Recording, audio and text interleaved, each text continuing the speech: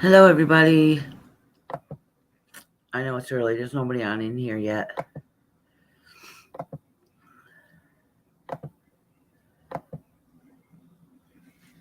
How are you guys doing? So I guess I had set this for 9 a.m. I thought at my time, Eastern. I thought I set it for 10. I don't know what I did with these hours when I was making them. So I told everybody my live yesterday, a different time than it is. So if you're on here, say hi. Hi, Rose Petal, sweetie. How are you doing? Yeah, so yesterday I told everybody it would be 10 a.m. I think it's 9 a.m. I don't know what I did with the times. Good thing I noticed it where I would have been late. How you doing today? Did everybody get everything get resolved yesterday, Rose Petal?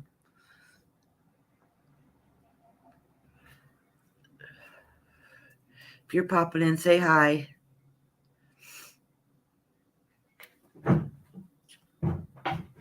I went to go make a coffee. I said, I'm doing good. I'm doing good. I was worried about you yesterday. I know that you're having a hard time. Hi, Michelle. I know you were having a hard time yesterday. I was just checking to make sure everything was better. If some of it got resolved, or at least you were able to relax some yesterday. I can't believe I messed up the time again. At least this time I wasn't late. I know what you meant, Michelle. It's okay. My typing skills are horrible. I swear I hit one thing and something else comes up. Okay, good. I'm glad. I'm glad. Oh, let me turn my camera on. Good morning. How you guys doing? So I wrote on there that I'll be on in a moment. I got to make a coffee. I have a Keurig machine. I went to go make a cup of coffee and realized I don't have any cups left in my container. It's like, oh man, my morning coffee, I need caffeine. So I grabbed a can of soda and water because I don't really drink a lot of soda, but I just want the caffeine from it. Oh, I'm so disappointed I don't have my coffee this morning. What time is it where you guys are at? Here it's 9 a.m. It's early here. I'm just curious what time it is because some people on the West Coast, what is it, like 6 a.m. or something? That's way too early. I'm waiting to see if some more people pop in. So today, all right, so let me talk about what the chat is today. So today, we are going to talk about. Oh, okay. So it's about the same time here. So today we're going to talk about 2:07 p.m. Oh, where are you from, Michelle? I know, like in England, it's like a 5 hour difference. 9, 10, 10, 11, 12, 12. Oh, so are you in England? I know I have a few people come on here from there. So usually today, what we're going to talk about, I used to do this once on Tuesday nights too, but my son had a baseball game. He was getting a reward for most improved student. One of the students from around our state. So anyway, so I wasn't able to be on last night, but this morning we're going to have a paranormal talk. Oh, Ireland up north. Nice. Nice. So today what we talk about is paranormal experiences if anybody has. So I leave it an open panel so anybody that wants to, they can come up and talk about their experiences. And it's a judgment-free zone, so nobody can judge you on your experiences you have. Oh, one of my kitties are coming to say hi. This isn't the one that was kept crying yesterday and I was doing the tarot readings. This one's a sweet one. And when he wants to be pet, he just gets his paw and he goes, poop, poop, poop, poop, keeps touching you to get pet. I'll drop the link now in case anybody comes on. And if you have a paranormal story to share. And I won't judge you on it. I promise. I know somebody said they wanted to talk about, yesterday about UFOs or something. I'm not even really sure. But they can talk about whatever you want. Do any of you guys have experiences? Michelle or Rose Petal?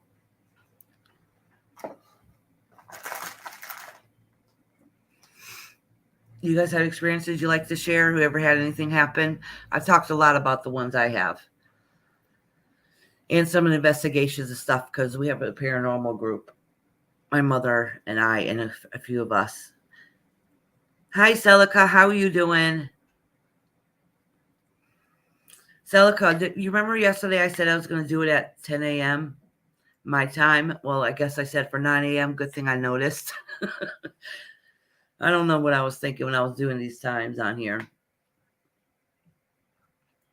And then I said I'll be back in a moment because I was going to go make a coffee. I go to make a cup of coffee, and I don't have any those little coffee cups for the Keurig. So I'm starting off well.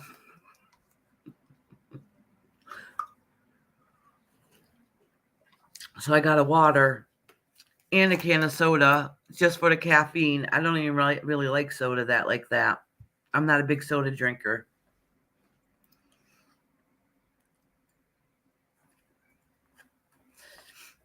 So does anybody have paranormal experiences they like to talk about or share?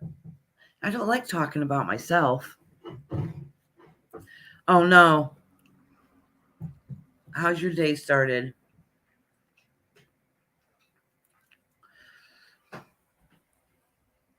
Mine has so far just been little dumb things.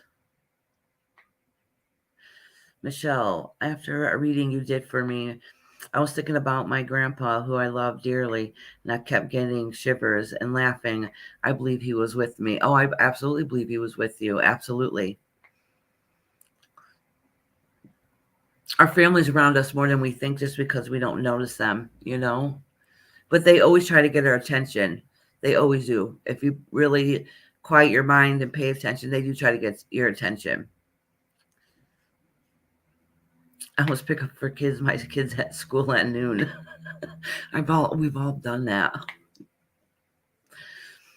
Actually, I did that once. I went to a different state to go see my in-laws, and good thing I have other family in town that live like next to the school. I went to go see them. Forgot my kids had a half a day, so I'm there visiting, and I get a call saying you coming to pick up your kid. I mean, what parent does that? That's one of those things you don't want to admit. So my mother lives, I think it was my mom, lives literally down the road. I went and picked them up.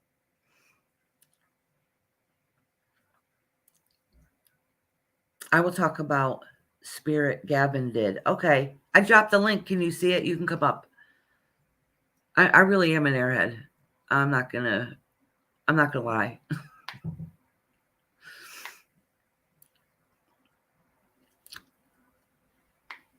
I'm not sure if you see the link, Tony.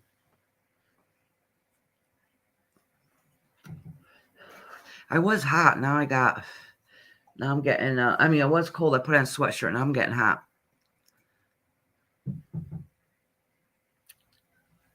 Yeah, everybody knows my business now. I almost forgot about a kid. Well, I did. I wasn't there, and I was too far away to go make it in time.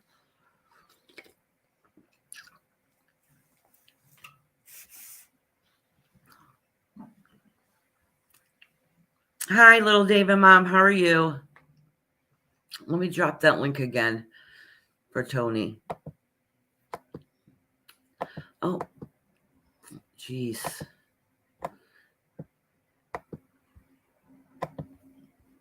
Checking to see if any of you guys have a paranormal story you guys want to share. It always takes a minute for people to feel comfortable to be in the first one to come up.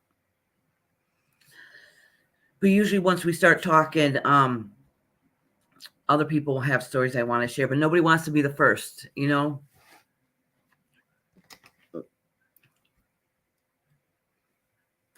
Everything's doing well here. It's only 9 a.m. I can't complain yet. Except for I went to go make a cup of coffee and I don't have any left. I couldn't believe it. I could make a pot. I just didn't have time to run and make a pot. Because I use a little K cups, you know, for the Keurig. That I would probably have to go find where coffee is now. You get spoiled by things.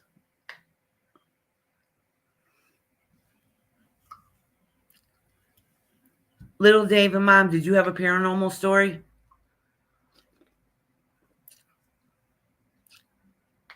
You guys are all quiet. Everybody pop in and say hi. I don't want to talk about mine. Well, if you guys do want to know, ask me a question and I can answer it. It's awkward standing up here. I feel like you're just talking to yourself. You know what I'm saying?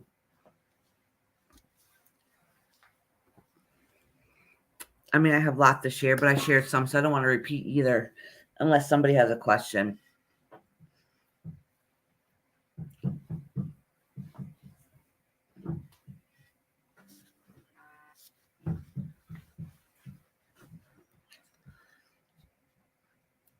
I get more notifications on my laptop than I do my phone. All right, well, what kind of story did you want to hear? And I would love to hear your stories. I have lots and lots.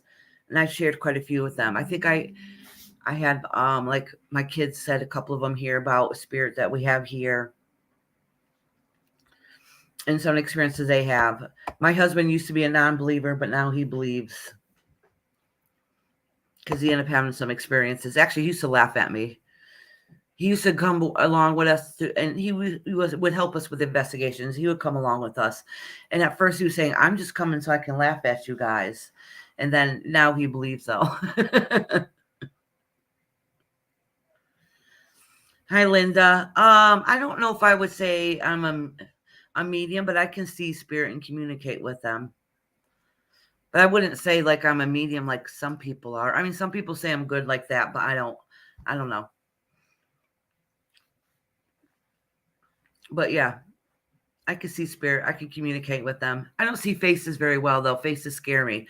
And your mind only lets you see what you can handle. So sometimes, like when people say, why can't I see spirit? It's not that you can't see it. You can. Anybody can. It's just that your mind blocks it out.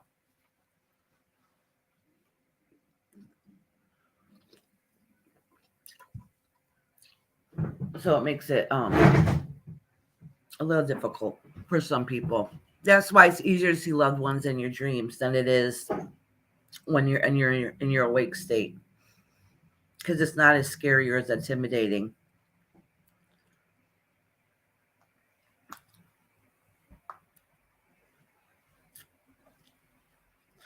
Rosebud, I could probably talk to you about it another time because I probably could connect with your mom.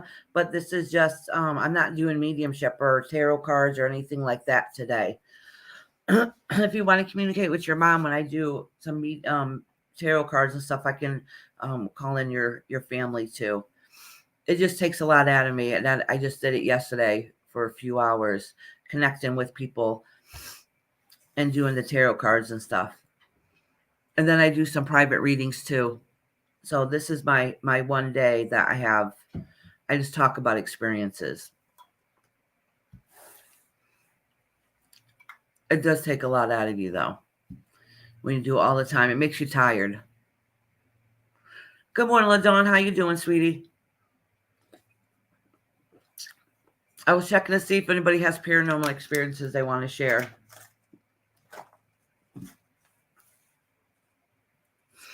And everybody's being quiet, but everybody always is. Nobody wants to be the first one. It's funny how that works. Let me pull this up on my phone too. I forgot to do that. I'm totally not with it because I haven't even had my morning coffee. You don't even know how yucky that is. And I always have a coffee in my hand at all times.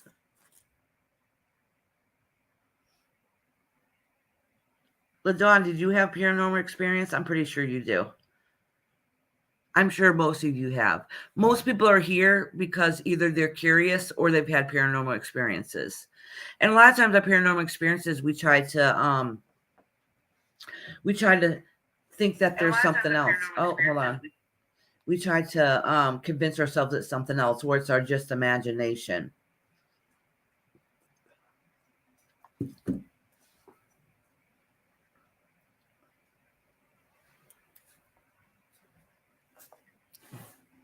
So, okay. So what questions do you guys have for me? I had something on my first floor, but friendly. It blocked me from going up the stairs. Oh, it blocked you from going up your stairs? What, do you have an idea why you think it blocks you from going up your stairs? Oh, with your dogs? Oh, LaDawn, do you mean like your dogs let you know that somebody's around?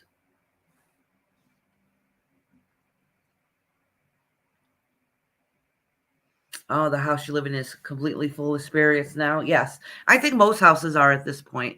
All of it has a history. Unfortunately, here in the United States, there's not as much history as some other countries, but we definitely have spirit in here. Do you know my dog doesn't really let me know when there's spirit here? Yeah. Unless it was something yicky, he doesn't. Not at all. Which I think is silly. Come on, dog. Do your job. You're supposed to protect me.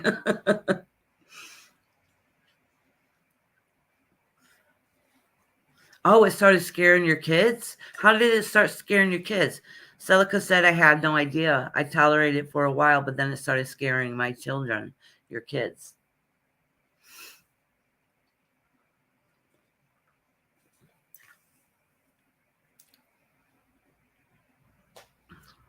I want to know how it started scaring your kids. That's interesting. You guys heard stories before in another place we lived in. Spirit scared my daughter who can see. Actually, a few of my kids can see.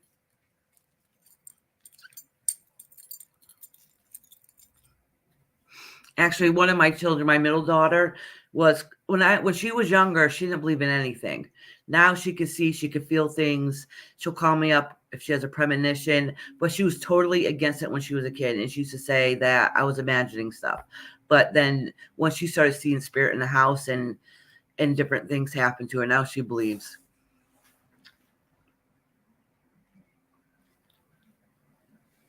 Yeah. You know what, you sometimes when people start talking about their experiences, and then it makes you click it. Oh yeah, well, this one time I forgot, they saw shadows, doors closing on their own, etc. And kids were very young. Yeah. Kids are very in tuned. And it's just like I seen them when I was younger, and then for a few years actually, I didn't see them at all. I believed in them, but I didn't see them. And then as I got older, I started to again. And I think maybe part of it's because society tells you it's not right or real. I'm not really sure. My family, like my father and stuff, he didn't believe in it. They said it was a devil's work. So do you learn to block it out? Oh wow. Yeah, that could be spirit trying to get your attention, like, hello, I'm here.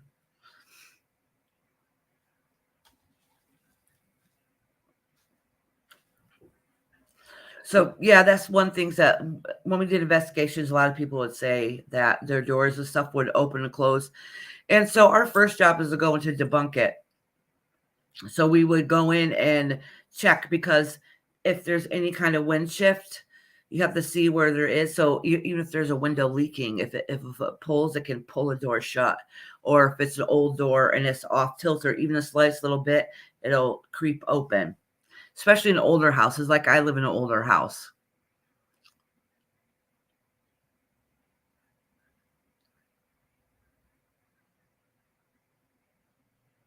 Oh wow.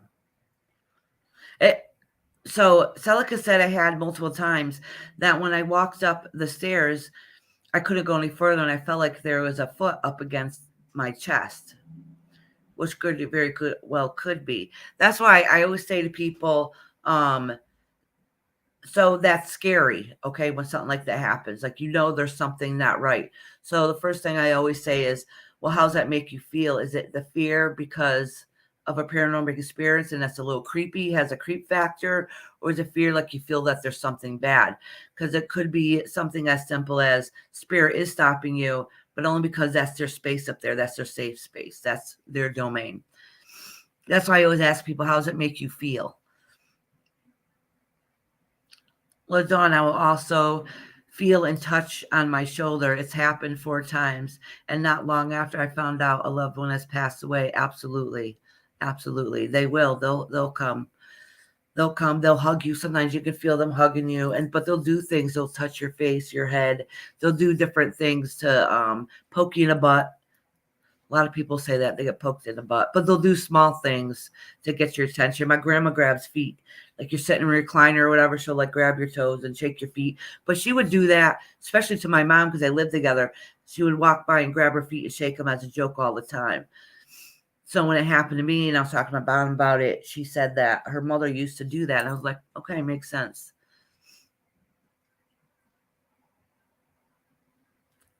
Okay, good. You're not scared of it. Yeah, you can kind of tell. You can tell the difference. Actually, if it's yucky, the yucky spirit, you can tell pretty quickly. But then you got to figure out then too. You just take a moment, sit and think. Is it because a lot of people say, "Oh, I think I got a demonic spirit in my house." 99% of the time, you don't. You just have an asshole spirit in your house. Let's be real. They're probably a prick when they're alive and they're a prick when they're dead.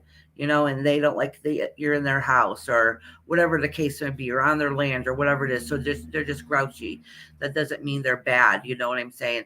That's why I'm like, pay attention to see what kind of spirit it is that you have in your house.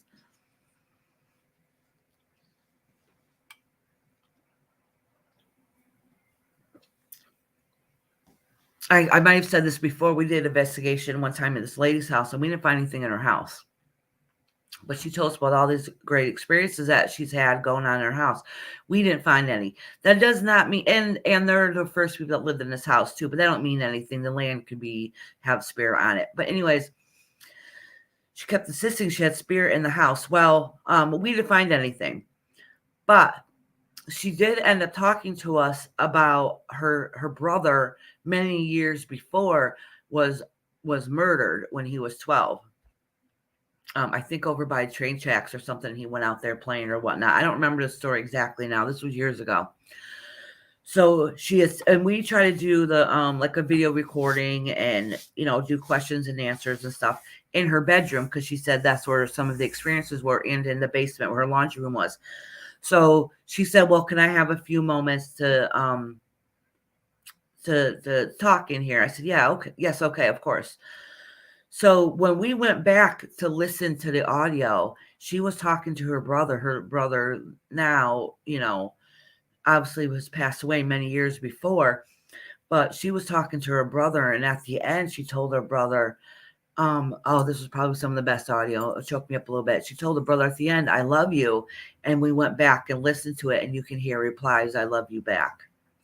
So that was very cool. So that just let us know that the only spirit she has in the house is what's connected to her, and that's family. And I'm sure that was her brother. Hey, Queen Nessie, how are you doing? Linda, when my mom passed, I saw her spirit leave her body. Yes, absolutely. I was formed in a ball and glistened. It was formed in a ball and glistened. The only way I can describe it, as if it is a hot day and you can see the heat hovering in the air. Absolutely. Yep. You can see spirit leave a body. Absolutely.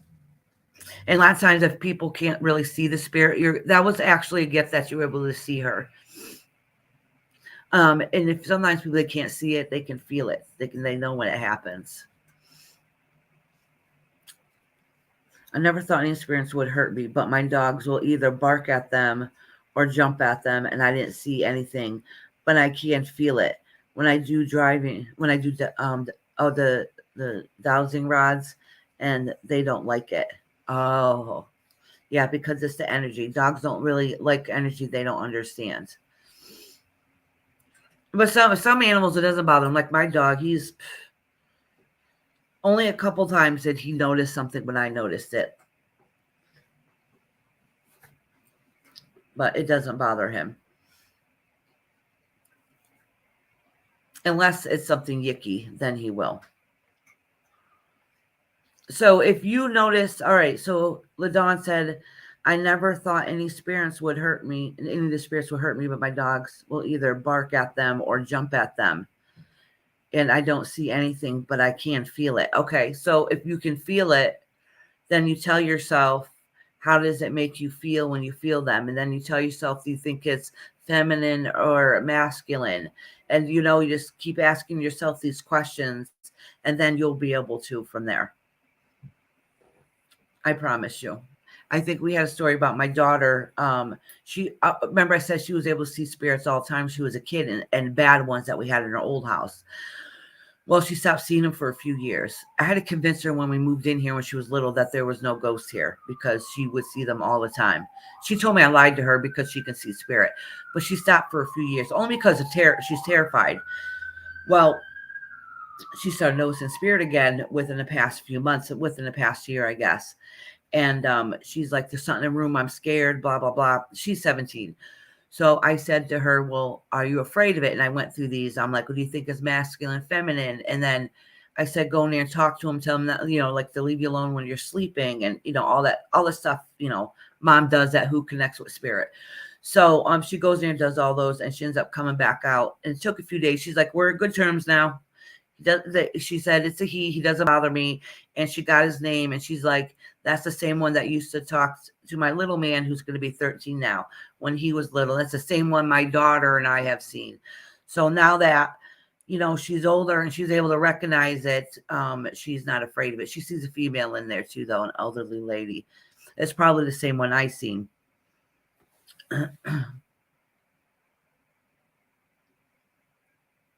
No, no, she's not here.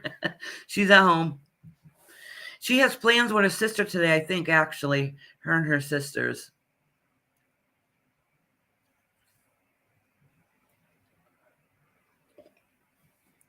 I used to have dowsing rods. I don't have them anymore. And we would check to see if energy is here or not.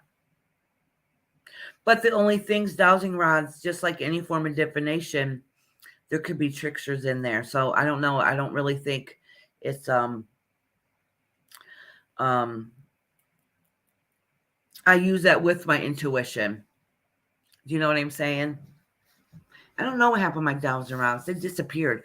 But when they disappeared, I had a bunch of teenagers then. So one of my kids probably took them to go play with them with their friends and never brought them back. I guarantee you that's what happened. They borrowed them.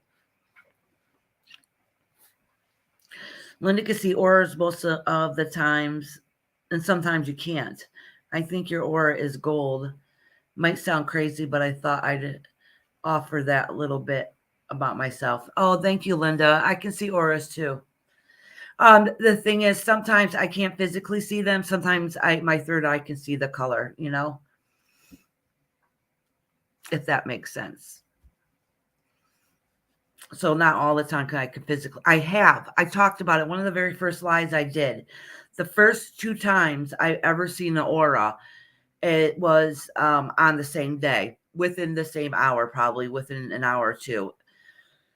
My grandfather was passing away, and he was at the end stage, so he was like contracted, and he was laying in the bed, and my mother said, I want to go find somebody, go see how he's doing. Well, I was laying there and I was watching him, and I can see like a black, it looks like somebody took a Sharpie and outlined his body, but really close, like an inch off his head, and just outlined his whole entire body. And I was blinking, thinking I was seeing, like imagining this, like what my eyes are playing tricks on me. And I realized, no, it was a thin, small black aura, like line going around his body. And then shortly after, and I looked it up, and I found out that means that they're getting ready to pass. There's really not much life left in them. I didn't know that. I kind of had a feeling, but I didn't really know that. But that's not the weirdest part of this. Oh, thank you. Yeah. Well, when I first dyed it, it was like a very hot pink. You can see it's not as hot pink because I keep putting in some harsh shampoo in there to wash it out, to get it lighter and lighter. I really wanted a very faded, light pink like I used to have. And let me tell you, it was a shocker when I did it. Oh, but anyway, so that night, well, that same day, a little while later, my brother, we can't find anybody to talk to. It's at the VA hospital. So we leave the room because she comes back. We leave again. and some guy goes walking by. My mother happens to stop him, and come to find out, it was an aide that was taking care of him at his house before he got hospitalized. Sweetest guy ever. And you could tell he was like one of those people, down to earth. He's funny, and you could tell he really cared about people. Well, this is the weird part that I've only seen this one time. I've never seen again. So, and he was kind of facing the wall, probably like 8 feet from the wall, talking to my mom, because they're in the middle of the hallway talking. And I'm kind of standing off to the side between them, like between my mother and him, but back a little bit. All right, sweetie. So what happened was, I see a gold halo. I'm not crazy. I swear to God I did. I saw a gold halo on the back of his head, like a ring, but not on top of his head, not up like that. It was right here at the base of his head, right here, out a little bit. It was truly, hi V, how you doing? It was truly the most beautiful gold I can ever describe, but it was just a ring around the back of his head. And that made no sense to me. Like, why was I see this? And just like I saw the other aura of, my grandfather's life getting ready to come out of him, I thought the same thing. Like, it was playing tricks on me. So I'm like moving my head, and it would get, like how I moved my head, it would stay stationed. So it got more clear and farther away when I was getting close, in front of them. So anyhow, I ended up going to try to look it up, what that meant. And I really couldn't find anything on it. So, and I even asked a couple people, and nobody ever heard this, except for I ended up by a fluke, because I was looking up gold halos. I found a page where this guy was talking about an old artistic picture back from, I don't know, hundreds of years ago. And how the reason why that they draw great prophets and angels with halos on the top of their head with the ring, or on the back of their head, is because it's in the back of the head where they can't see it. And that's how they can tell it's a living angel or an actual angel, is if it's in the back of the head. But when the artists, and the prophets seen this, they couldn't draw it in the back of the head where you wouldn't be able to see it. So they would do it like back here, how they have a circle, and that's to represent the halo in the back. But then nowadays they put it on the top of the head. And it's funny that I got my answer from a guy talking about a painting on why they place the halos where they do on paintings, which is really cool. But I went to like a bunch of other gifted people, and they never even heard of it. Okay, V. Celica, when I was a kid, I woke up every night yelling at my mom that there was a spider in my room. The room was dark. I couldn't see it. This went on for weeks. So spiders could be actually, listen, I'm terrified of spiders, but I do have totem animals, and the spider is one of them, but I'm terrified of them. Okay. But anyways, spiders could be for protection. All right. So you ever have like a dream catcher and they have the web in there? So that's to catch the negativity. So the spiders represent catching that yickiness. Okay. Or spiders could mean, because they web their they weave their web, so that also could mean creativity too. Yeah, there was a spider every single night. So you're probably going through a rough time at that age, and it was there for protection. But people fear spiders, but they're an important part of our ecosystem, actually. But it doesn't mean I'm not afraid of them. I'm still terrified of them. I do not want them in my house.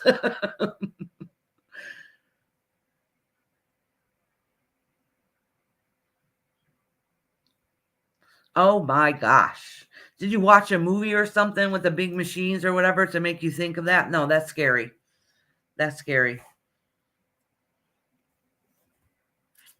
Yeah, Nessie said that she dreamt yesterday of metal spiders with Freddy Krueger fingers that were all over me and scared me to death. Oh my gosh. Oh, that would scare me too.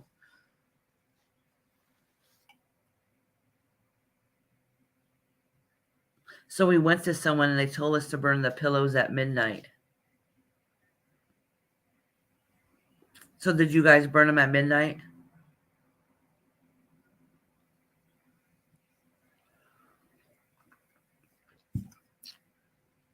People spear creepy crawly things. I don't think spiders are bad.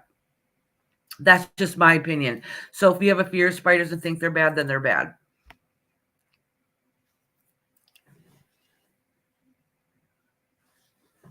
I am. I'm afraid of spiders. I'm not going to lie. And bats, because I had a bat fly in my head. But I love bats. I think they're gorgeous and they're cute behind a cage or on a picture or TV.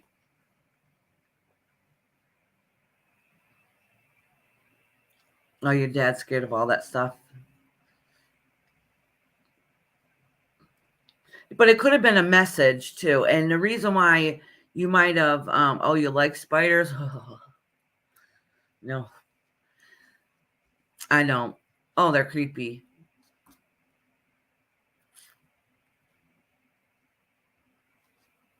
My brother said never kill a spider. Now I know why. When we were kids, we used to say if you kill a spider, it means it's going to rain. I don't know why, but when we were kids, we used to say that.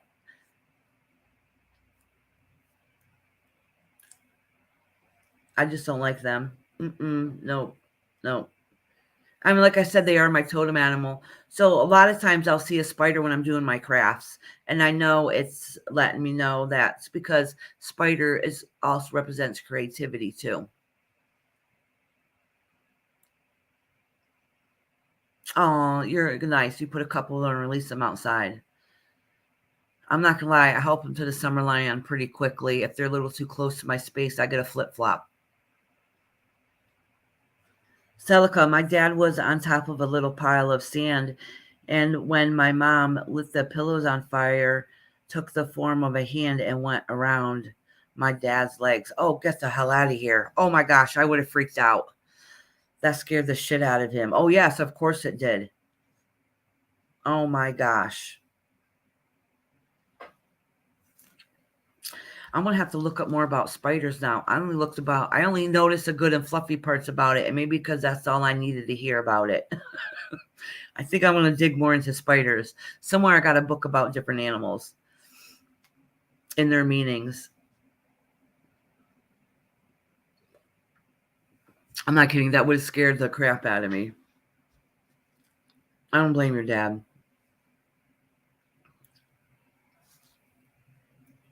Mm. So your dad's afraid of that type of stuff. My husband is. Now he's just like, oh, it's my wife. No, my mama's not tooting and fluting today. She has to go see her sisters today. They have plans. So she's at home. She'll probably be just waking up right about now. Yeah, yeah. Celica said when you talk about paranormal stuff, he gets nervous and laughs it away. Yeah, my husband does stuff like that. Or if he really gets creeped out, he'll leave the room. And if you ask him, it's because he's, are you scared? Like, we'll pick on him. He's like, no. She's in the chat. Mama, dearest, are you here? Mom, look I have to drink a cup of soda this morning because I realized I didn't have any K-cups. This is horrible. Hi, Mother Dearest. I don't know why I didn't see her chat in here. I don't know how I missed it. Let me look on my phone. It just popped up her comments of what they didn't pop up before. That's very weird. Oh, now they're popping up. Oh, that's right. It's Aunt Ruth's birthday. Tell her I said happy 420.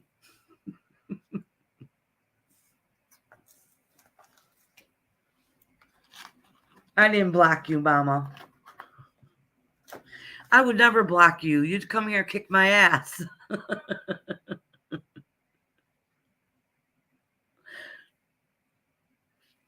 I don't know why your comments weren't popping up at first. That's very weird.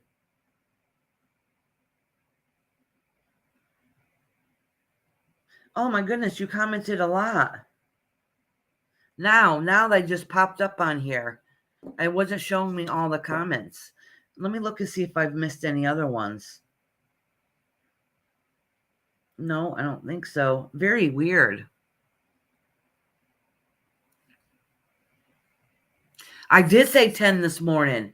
I did. And then when I looked, it said 9 a.m. I don't know what the hell happened. And that happened yesterday too. I swear it was 11. And then when it said it was 10. So good thing I noticed. I should see what my time thing says for tomorrow morning. Actually, why a couple of you guys are on here.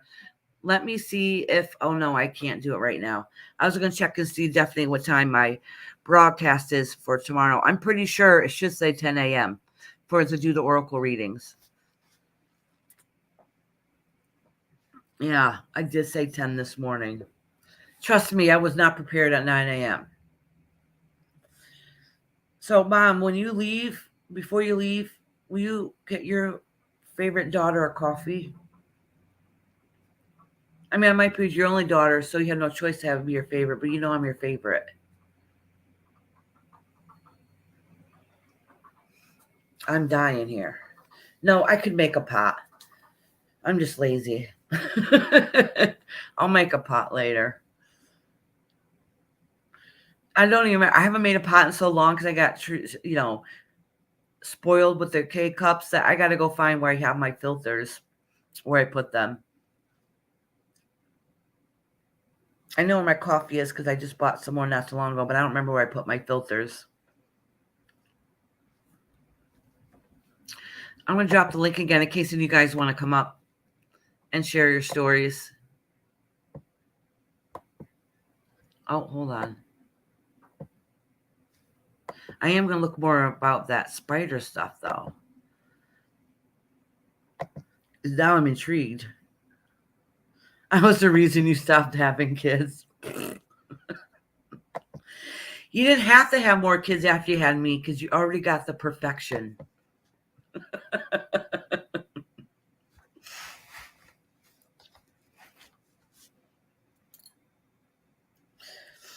I was perfect and beautiful. Well, you said I was good until I hit puberty. I'm good again, though. It just took a few years.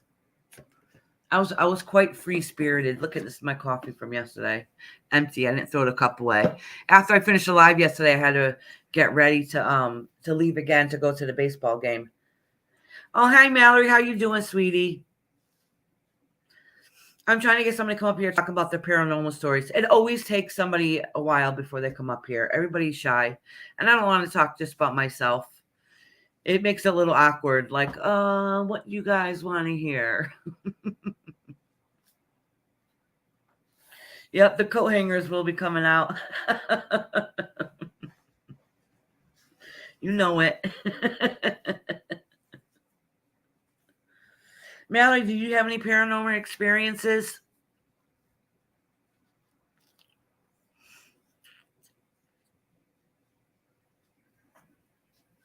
I love to hear about other people's stories. I really, truly do.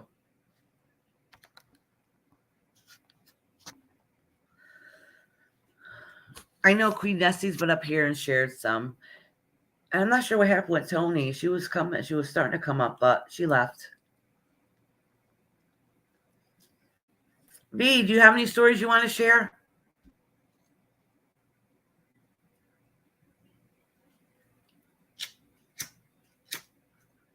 Oh, sugar. My husband bought me this yesterday and it doesn't work. No.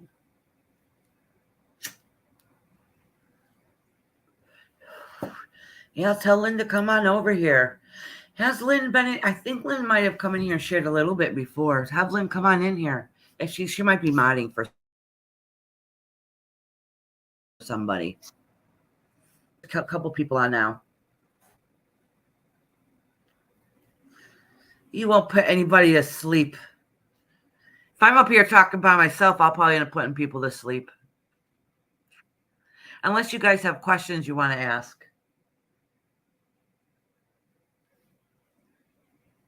My daughter just found out the other day because she said, "Oh, I want to go." I don't forgot what we were watching, and it had the Pennsylvania State Penitentiary on there, and she's like, "Oh, I want to go there."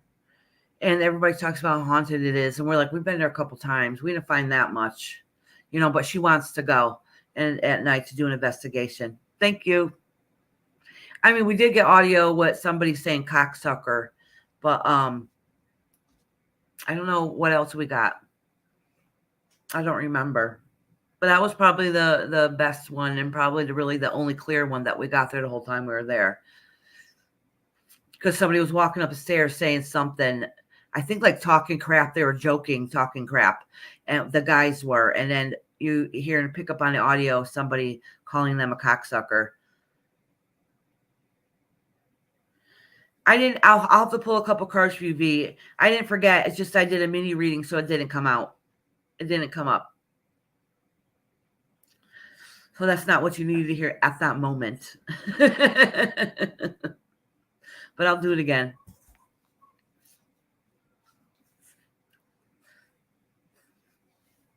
I wonder why people have dimples, or if it's a cultural thing, or why.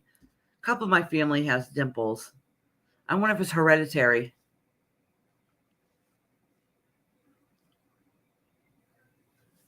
I have a haunted bod that keeps blocking me. When will she stop? Well, if you're a mod on that same page, they can't block you. But you have a mod that keeps blocking you on another page.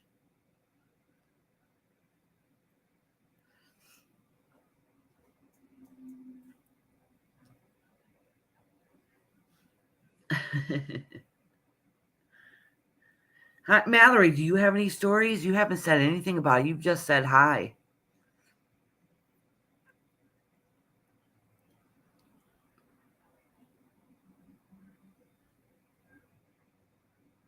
Oh, I would love to hear about any of y'all's paranormal stories. And it don't have to be spirits that you see. That's just usually the most common and most things they have. I mean, if you think you've seen Bigfoot, I want to hear about it too. Now, as a kid, I really, really believed in Bigfoot. And now I still kind of do, but then I'm thinking, wouldn't they found them by now? They would have found some bones or something. I watched a couple of them. I own a spirit box. Well, actually, my mom does. But we have a spirit box here. They're one of the original ones that first came out. I don't know if they got newer and better ones now. Say motion detected at my front door. Is it windy out?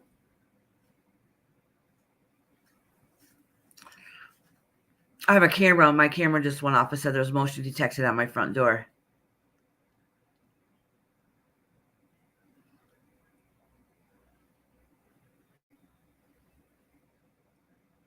All right. I've watched some of them online, and I don't really think they're getting everything they say they're getting. That's just my opinion. For somebody that can see spirit and all this stuff, like, I know they must have, when we did it in our group, I know some of them would get annoyed with me. They're like, "Oh, it's an orb." And I'm like, "No, that's a bug." Or, "No, that's dust." Like, I'm probably like the biggest skeptic too when it comes to that stuff. But you would think that would be, I can see spirit and hear spirit and stuff. That would be like, "Oh, it's an orb. Oh, yes." And I can see orbs with my naked eye sometimes, but most pictures, I'm like, So we did the same thing with the spirit box.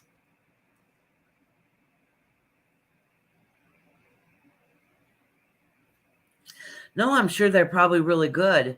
And I know they've gotten better ones, better technology ones now than the ones like we have. We just still have the old school kind. And then a lot of times you have to go back with audio headphones and go back and listen to it, because you can't hear when you do a ghost box session. Like, say if they do a ghost box session online, you can't hear everything that is, especially if they do it live. That's almost impossible. You have to go back with headphones and listen to it. Same thing, reason why when we go and do investigations and and we use our recorders, we go back and listen to it. And because their sound is a lot quieter, so when we listen to audio, we turn up the volume so we can hear what we pick up with our natural, what we can pick up with hearing. All right, Michelle. So I'm not saying I don't believe in spirit boxes, and I didn't like using them really for investigations either, because you pick up any spirit around, not necessarily a spirit that's in that house. You could pick up loved ones, family members, a nosy ghost that wants to communicate that has nothing to do with the property at all. So I don't think for investigations they're very accurate.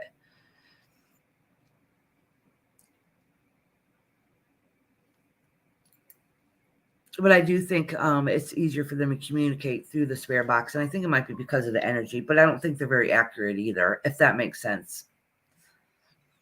But I have been thinking about looking up, just checking to see what other kinds they have out there nowadays. I've tried some. They have apps on the phone. I've never had one that really worked.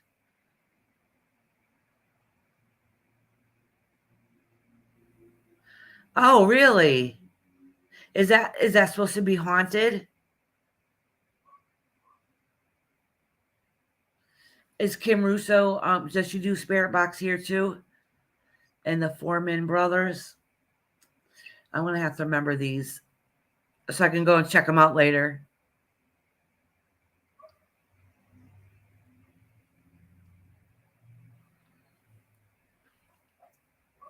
I watched Taylor a couple times, and I thought he was pretty good, but not enough to really form an opinion. And see, people think like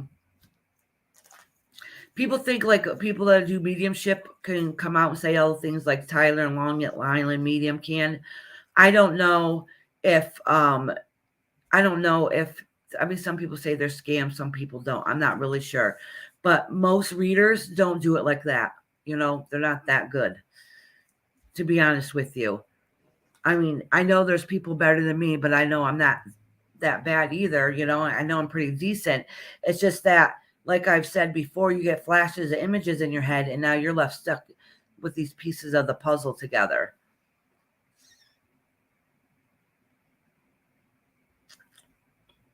And Lizzie Borden house, I think, is only like an hour or so away from me.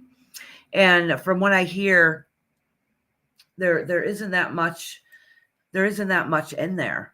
From what I hear, not nowadays. I don't know. I haven't personally been there, but some friends of mine did. Actually, they went and they used our recorder so they could record it when they were sleeping. Let me tell you about ghost adventurers, okay? I told the story before. Ghost adventurers are full of shit. And this is how I know. For one, they've acted like they got possessed more than anybody I've ever met. All right. I'm not saying that any evidence they ever found was wrong, because, they probably did find real evidence. But it's entertainment. All right. So you know how they say they're going around, they nail in all these doors and they have no way in or out. Not true. I explained that. Well, I've been to a couple places they've been. An example is Winston Houghton Mansion and North Adams, that they went and did too. So we went there. The guy had said to us, well, good thing you got booked now, because once it gets on TV, because the ghost adventurers are here, it's going to be hard to book it because everybody's going to want to come here and investigate it. Sure, that's exactly what happened, because we did try to go back, but it was already booked up for a couple of years. I'm not even exaggerating. But so I was excited. I'm like, oh, the Ghost Adventurers is going. They did the same place we did. So I can't wait to see what stuff they had gotten. So they went around, they did their dumb thing is, oh, we nailed down the doors. This is the main entrance. We nail in the doors and there's no way in or out of the place. Yeah, they nailed down supposedly the main entrance door that nobody uses.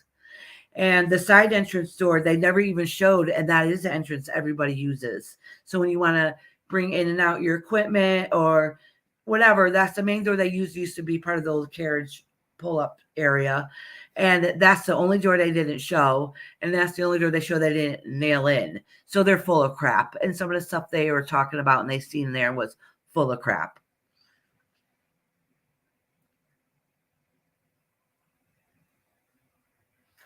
Oh, does it? Oh, good. I'll have to look it up.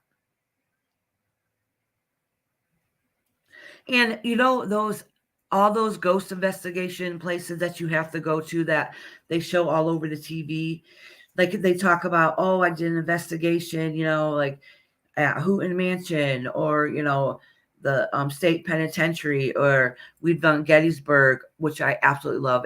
Gettysburg is amazing and very haunted. But anyways,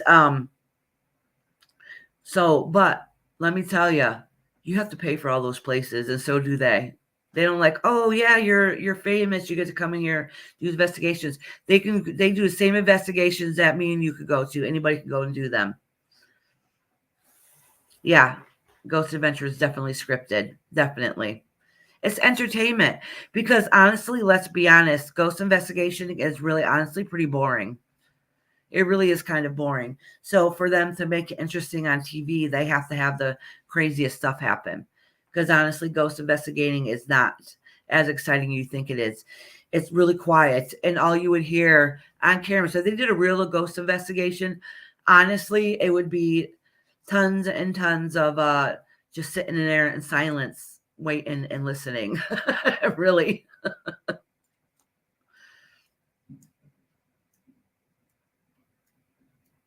Oh, they do tours as well. Oh, very cool.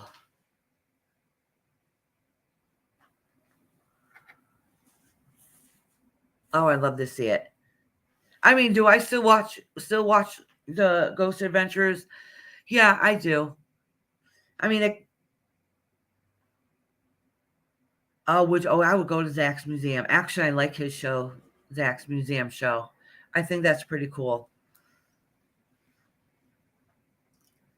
I don't know if I would tease some of the dolls like some of those people have in there, what talked about they have, but I would definitely go there and pray just before I walk through the door. Lots of protection. I don't want nothing following me home.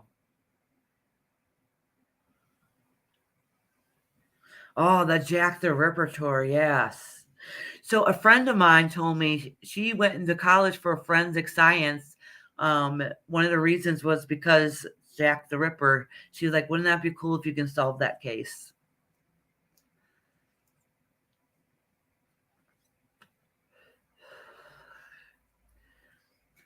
And the Annabelle dolls here in Connecticut. That's where I live. I have a few friends that seen it. I think they cleaned it out now because the both parents passed away, and I think the son might have the doll. I don't remember what they did with the doll now. The Warrens, yeah, and I know another guy who he owns a shop, a witch shop in my state. He's a little lives a little far from me, but um he used to sell my jewelry in this shop. I mean, if I'd make some and bring it down to him, I'm sure he would still sell it. But he used to do investigations with the Warrens. I know a few people that did.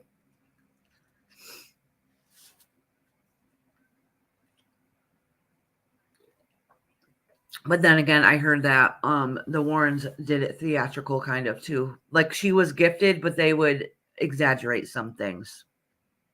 I don't know if that's true or not, honestly. So I'm not talking about bad about them.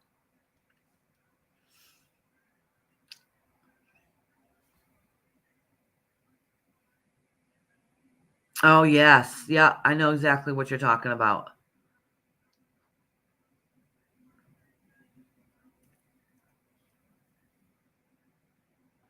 Is Lala haunted? Oh, do you mean that doll or Annabelle?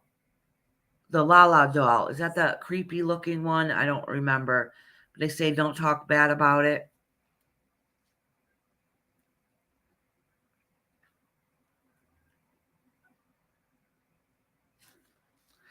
I love the Warrens. What's the nephew's name? He has a show. Oh, the nephew has a show now? I didn't know that. I had no idea. I know the Warrens got sued in my state too, saying that they used somebody's mental illness as they said it was a haunting, but really he had the mental illness or whatever, and they I don't know did stuff to the family. And I know nobody says the house is haunted now that they're talking about. What was it? There's a movie based on it, And there's a book, and the family was suing them because they didn't want the book or the movie released. But I guess the movie is nothing like what really happened. A Haunting in Connecticut, maybe that's what it is. It was a horrible movie, by the way.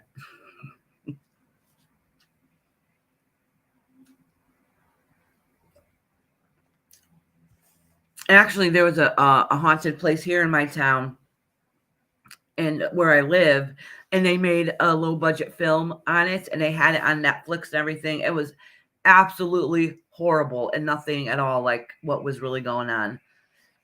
I think it was called The Innkeepers. It was about the Yankee peddler in the town I live in. And we got to go there for the premiere of the movie and everything. And we were in the paper because we investigated there a couple of times and all kinds of stuff.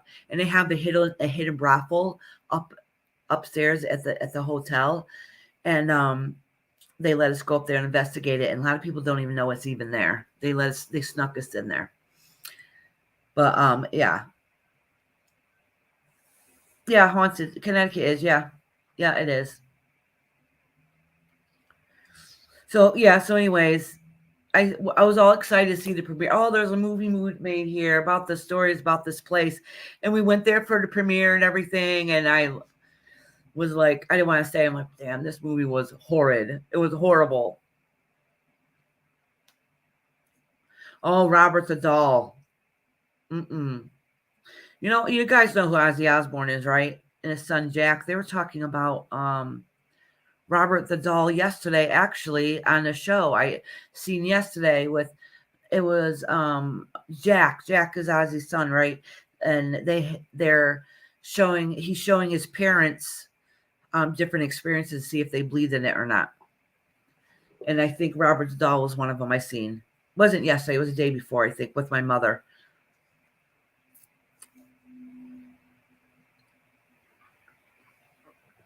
I know it's off topic, but I saw Ozzy in concert too.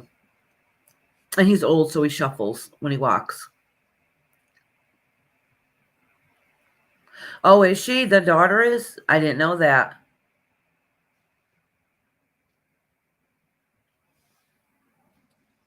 I have a feeling that the mom is too. I mean, maybe even Ozzy, but it's kind of hard to tell with him. But he's funny. We used to have a crying boy painting, and we had a fire when we were growing up. What do you mean, Nessie? Sharon!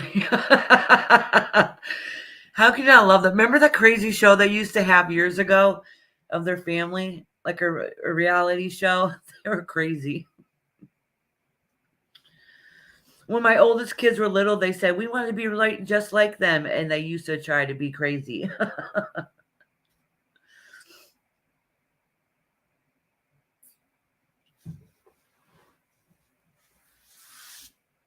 But they said they don't have any, they don't never had any spirits or hauntings in their house. A painting of a crying boy.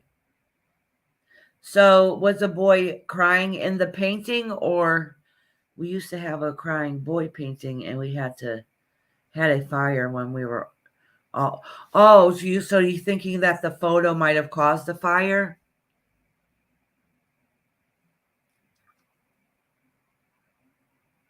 Oh my gosh. That's scary. That's very scary. We used to have a lot of we've had quite a few TV shows actually that God would email my mom, because my mom did all email stuff and the webpage and stuff. So they would email her, and all they wanted to know if we had any demonic experiences. You know what I'm saying? Like, they wanted us to connect them with a place that we did that had bad stuff happen to it. And we would never do that. And the main reason is because we have them all sign contracts when we do an investigation at their house that we won't give their location privacy. It's a privacy thing. So we would never give any information. And plus, the type of hauntings they wanted, we didn't do anyways. They wanted demonic stuff. And the closest thing to ever having anything demonic in was in our old apartment that we lived in. And we didn't live there all that long.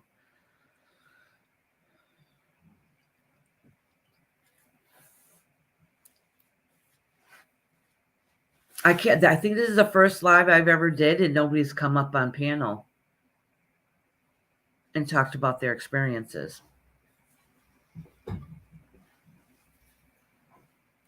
Yeah, so tell me. I know I got some people here that are in the background listening. Hi, people who just stay silently watching. Yes, please do.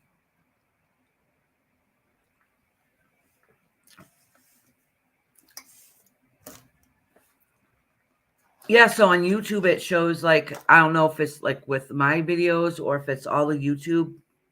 It's probably more at my videos. It said that the time where, well, this is the time there's the least amount of people on, and then it shows like when the height of times when people are on. I think it's like around noon and then like 6 p.m. and stuff. My time. I don't know what it would be your guys' time.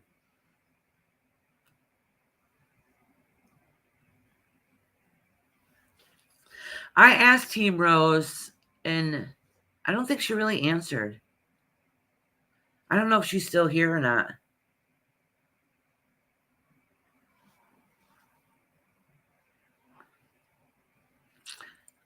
Iris, you heard about Elisa Lamb, right? The Cecil Hotel. No, I don't think I did. Is it somewhere here in the States?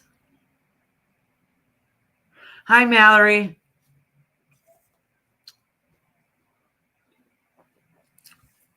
You're back. It's still hot in here. Took off my sweatshirt. Oh, I bet you. Hold on. Let me see if it's dark in here. Let me see if I shut my light. Shut the shade to see if it'll help. Nope, it didn't. The Canadian girl that was found in a water tank. What the hell?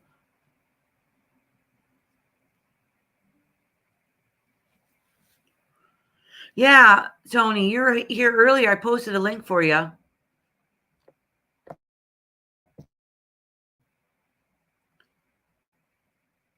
Oh, really? I'll have to look into that. Is that the link you just sent me?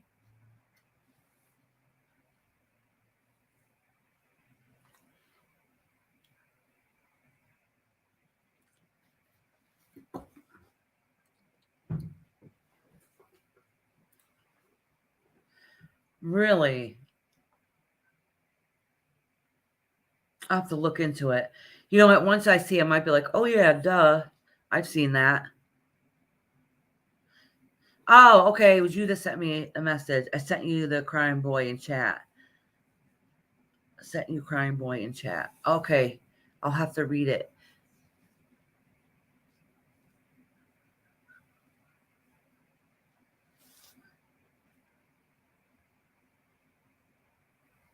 Really? Skid Row, LA. Oh, wow. I'm going to look up some of these places. LA is nowhere near me. I think it's like a week's drive.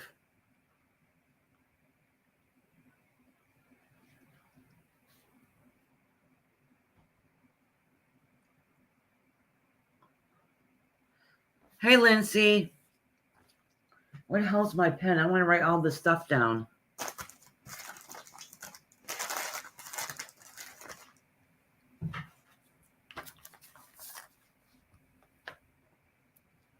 People drink her dead body water. Oh, freaking gross.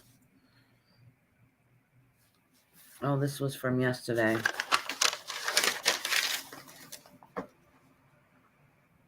I'm writing this down.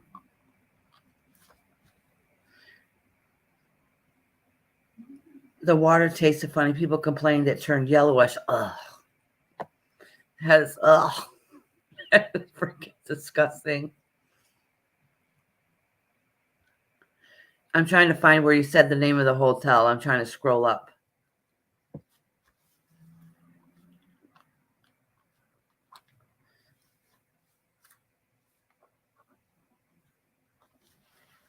I'm wondering if I'm missing chat again. I can't believe when my mother was talking earlier, I heard nothing. Hi, Linnell. How are you? If I'm saying your name right, correctly. So, Lynn, V said you might have some stories to share. To share. Do you have any paranormal stories?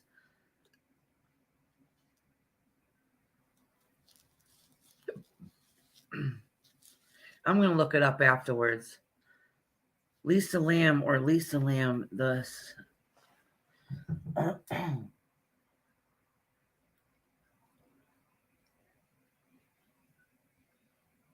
I'm writing all these down.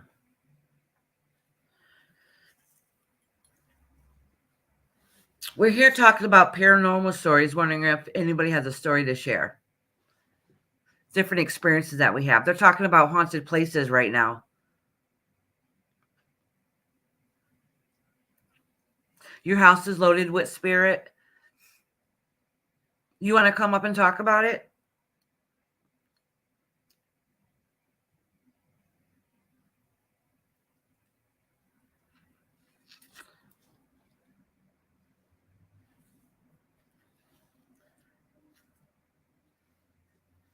Watch her movement if you could watch now. What you sent me? Is that what you're saying? Well, maybe you didn't see it. Oh, you're at work? Damn.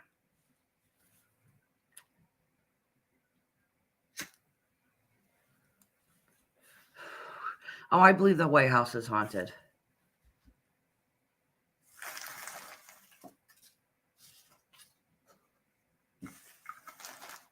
Oh, you didn't send anything? What video do you want me to watch? I'm confused. Listen, you've seen how many times I bleached my hair. You have to talk slowly to me so I understand.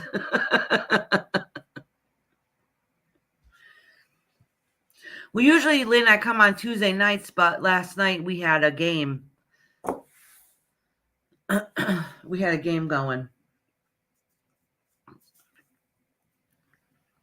So, V, please explain again what video you want me to watch right now. I sent the crying boy one, Iris. All right. Yeah, give me a minute. You know I'm slow, right?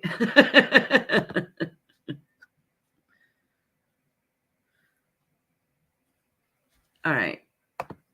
Let me go on Facebook.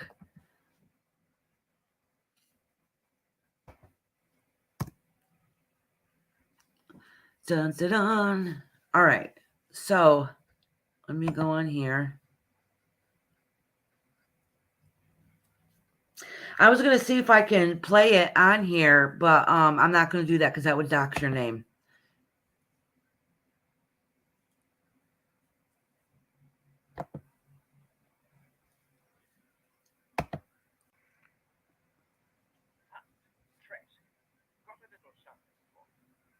Oh, hold on. I wonder if I play this. Oh, wait.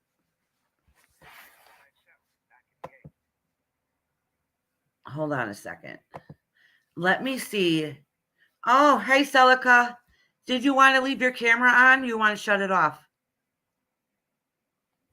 All right. Hi, sweetie. Hi. How are you doing? It's okay. Yes. The sun is shining here, so it's nice and bright.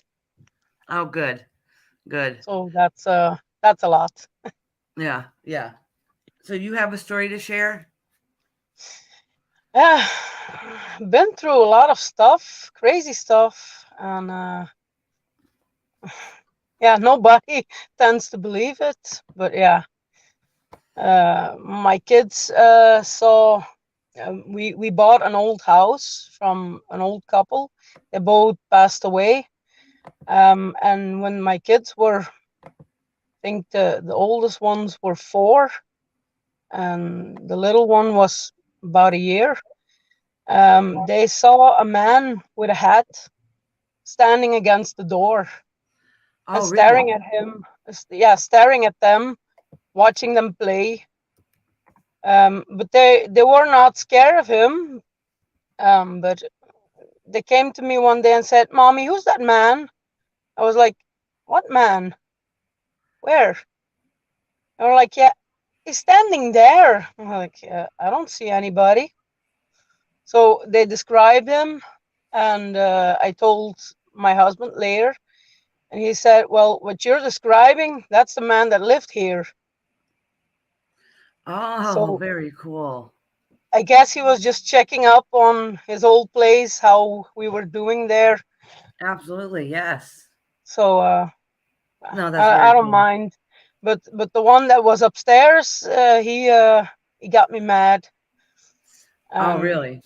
so I got tired of it, and at one point I just said, "Look, dude, if you wanna mess with me, okay, but don't mess with my kids. I'm gonna Yeah. kick you out of here." Did that work? And yeah, but we cleansed the place with sage 2 times, Yeah. and after that, I think it's gone. So Yes. I haven't felt the same thing again. So I think it's Yeah. gone. Oh, that's good. That's good. But yeah, like I said, with the spider stuff, and yeah, had a Oh, lot of wow. experiences. Yeah. Yeah. So you feel the spider in your room, but you didn't Yeah, see it. Is that what happened? it was pitch black in my room, and every night at 3, I started screaming at my mom, "Mom, mom, there's a spider in my room." And first she thought I was sleeping and I was dreaming. But then after 2 or 3 nights, she said, "Okay, this can't be coincidence anymore. I have to go check." So she came check, and there was no spider. But then after 2 more times, she pulled away my bed, and every night one like this big. So Oh, every night, again and again, it went on for weeks, and she killed it every time. So it was not the same spider. She oh my killed it and gosh. flushed it down the toilet, so couldn't be the same one. That was Oh, dead. Um, and yeah, then we went to someone that did I don't know what it's called, um, but he had a little pillow, and he put that on my head, and he said, "Well, yeah, there's something going on, but I don't know quite what, but it's not a good thing." yeah. And so he Mm, told us to burn the pillows. I couldn't be there when they did that. Um, but to give you a little example, they put gasoline on the pillows so that it would burn yeah. faster. And you have those little blocks that you use to put on fire. Oh, Um, charcoal. Yep. no, like those white blocks. Don't know what it's called, but Okay. it's hard to put out. So if you blow it, it won't go out. You have to throw water on it, or it won't go out. Oh, So, okay. and my dad had it on a shovel, and he turned around the shovel, and he dropped the little burning block on top of the gasoline, and it went out. Oh, So wow. that was the weirdest thing ever. So he did that like 3 or 4 times, and then my mom said, like, "Give me the thing. You're too scared. Give it to me. I'll do it." And she did it, and the first time she did it, it was woo, a lot of fire, and a hand-shaped fire Oh. flame thing went around his legs, and he was like, "Okay, I'm out of here." So he went inside, and yeah, like I said, if you talk to him about it now, he's like, "Hey, hey, hey, yeah, it doesn't exist." Oh. But he's scared as shit. Mm. Oh So my God.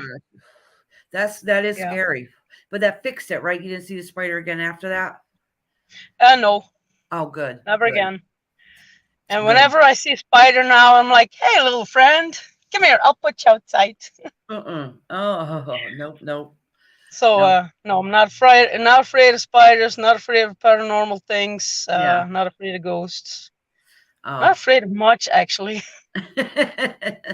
So I'm afraid of the dark. I'm afraid of the no, dark.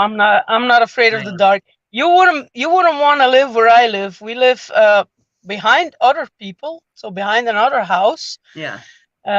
So we're pitch black.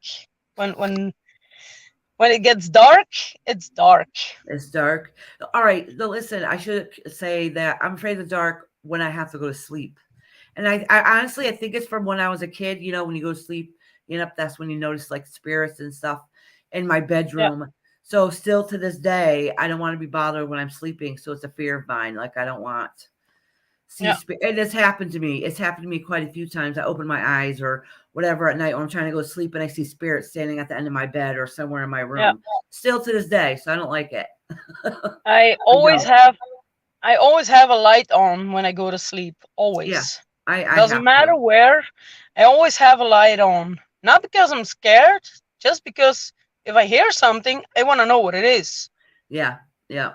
Yeah. Because where we live, uh, all the thing behind us is like woods and things they grow crops on and stuff, and yeah, so there's not much there. So when you Oh, hear something, there is usually something. something or Yeah. someone.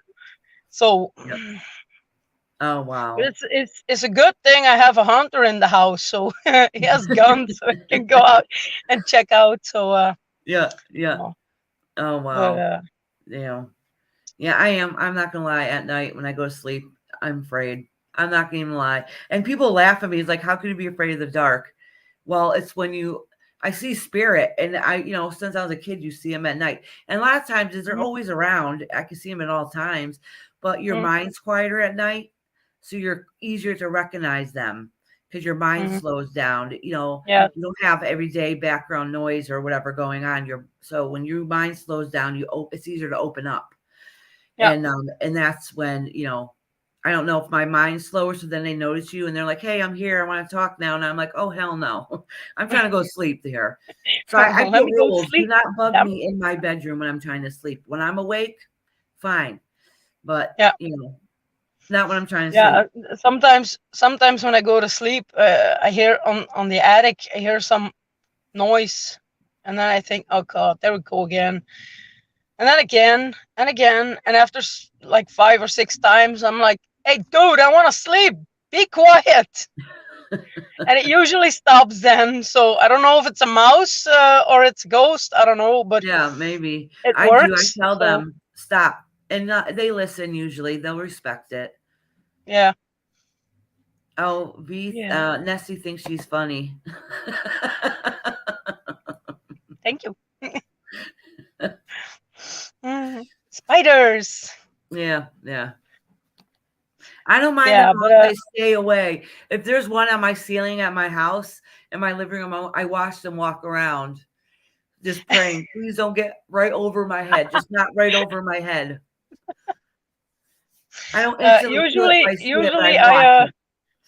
when I see one on top of the ceiling, usually I perform like a little circus act to get the thing with a little jar and a paper, and then yeah, I show the kids, and they're like, "Oh, little spider!"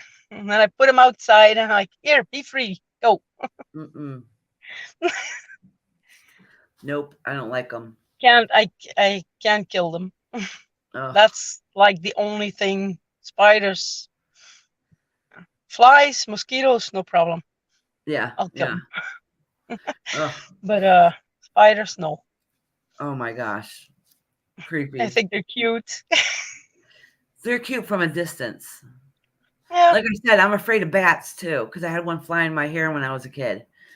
So now you should see they all laugh at me because it gets dusk. The bats come out, and I'm all like, "Oh my god!" And I try to hide. But I like bats. I think they're cute. I think they're truly the Yeah. cutest little things. And but don't fly over my head. Yeah, exactly. Yeah, yeah. Yeah, well, I'll let you go. I'm Well, gonna thank you. go run in the supermarket really quick because I was Okay. making a All meal. right. And Good. Thank you. When you have more stories, come on up and share them. all right. All right, hon. Your hair looks fine, by the way. Oh, thank you. Thank you. It's toned down a lot. It's not as bright as it was. Yeah, I love Yep. that color. It's so pretty. I did mine yesterday. Oh, it's It's a very little, pretty. wait, Yeah, it's a I see little it. purple and two pinks. Oh, I And see a little bit of purple in there. yeah, you can't see it really good here with The lights. lighting, yeah. Wait. It looks like a lilac purple, Huh? like it looks light. Oh, that's very pretty. Yes, I can definitely see it. I used to have that color purple in my hair too, with like a teal. Like I used to have teal on my tips and then Yeah. lilac here. And I think it's just too much up here. I don't know. I don't know. We'll see. Mm, I like it. But then again, I like bright colors, so oh Yeah, my. my daughter keeps making fun of me. She's like, "How's it feeling? Almost 40." I'm gonna be 48 this year. And I'm like, listen, I mean almost 50. And I'm like, listen, I'm not 50 yet. And she keeps saying, but you're almost 50. You're almost 50. I'm like, how does it make you feel to have an almost 50-year-old mother has pink hair? Okay. Well, I'm gonna answer to that, and then I'm gonna let you go. I'm on Facebook in a group um, with all kinds of people with bright colored hair. Yeah.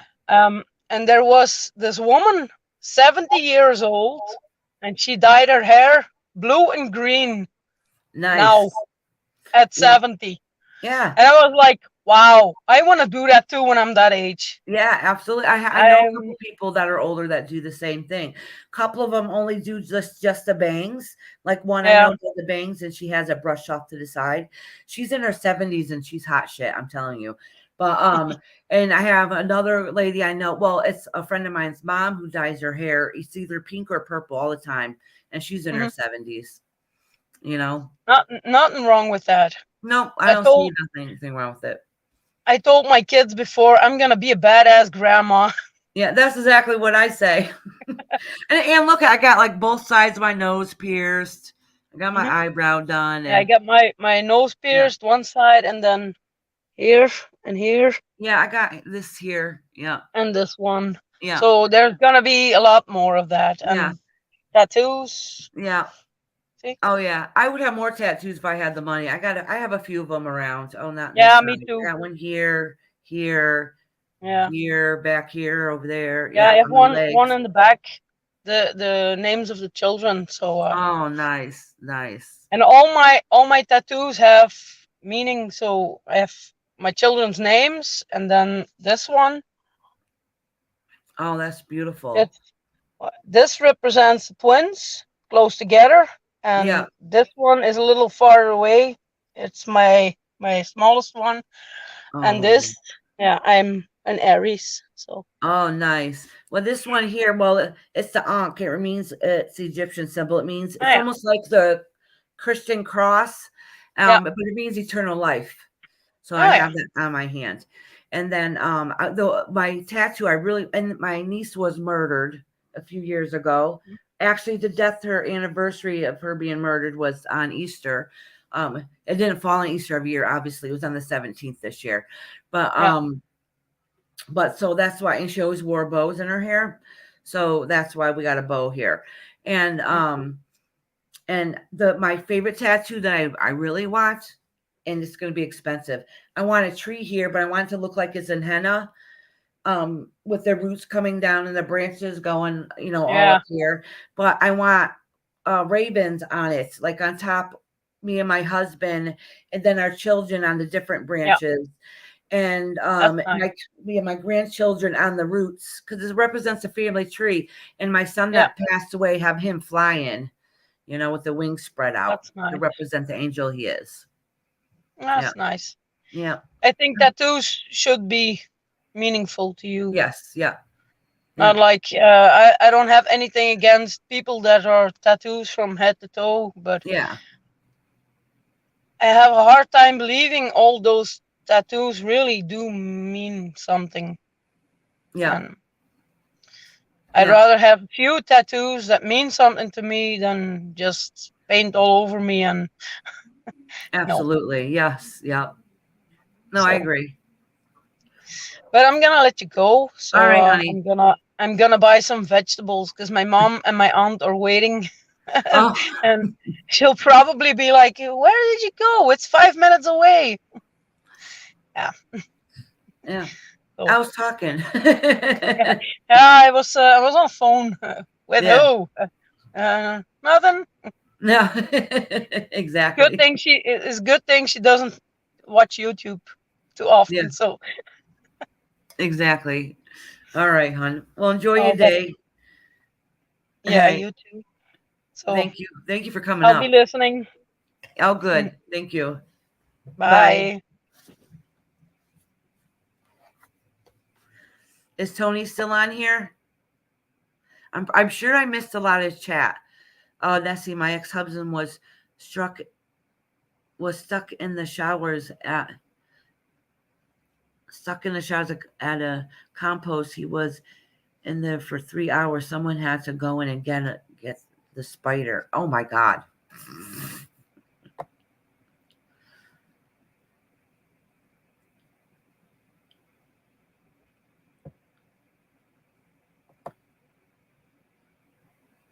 Oh, the video you said watch which only the sound? Is that how it goes? Okay.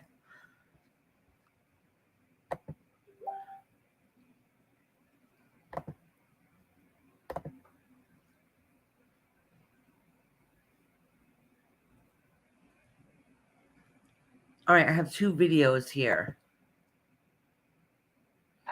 Oh, hold on. Let me stop it. Let me see if I don't know if you guys can hear it. Let's try this.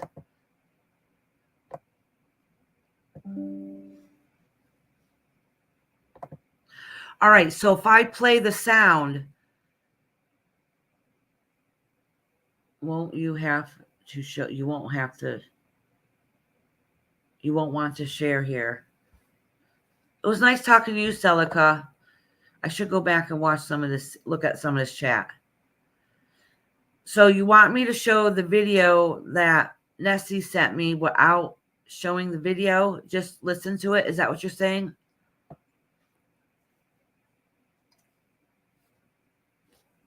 Oh, hold on. Let me go back into Facebook here.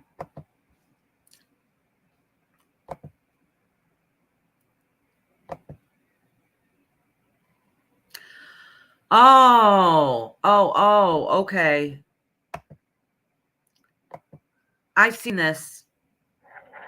I think this is the one I've seen. This game, you're not ready for it. Oh, hold on 1 second. Stop. My husband must have been on here because I'm signed out under him. Let me switch accounts. Oh! All right, let's fix the camera. All right, hold on.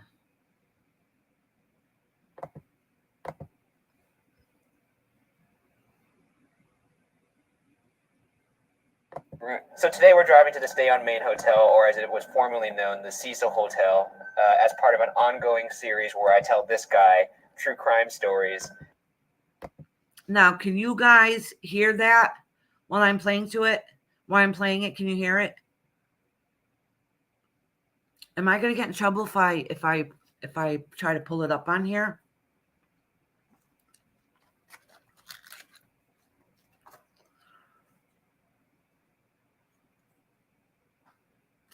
Either speed it up or have background sound.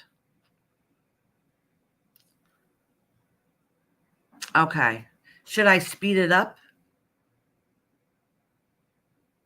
I have to stop it. All right. So I noticed that when people play videos on here, they have to stop it every few seconds and talk about it. So should I just stop it every few seconds, say, hey, do a break dance, for like a second, and then go back to the video?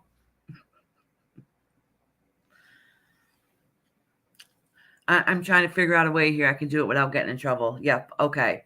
So I'm experimenting on you guys because I know you can add video on here, but I'm not sure exactly how you do it. So you got to just give me a minute so I can figure this out. And then I'll play it on here. I can split the screen or something. Tony, are you still in here, honey? I know you wanted to come up. All right. Oh, wait. Hit this first.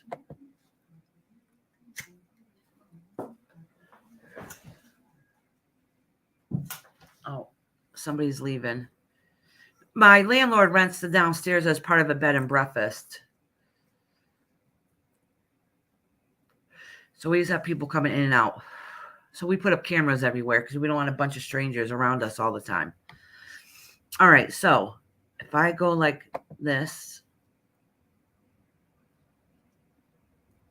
share slide, share extra camera, share screen.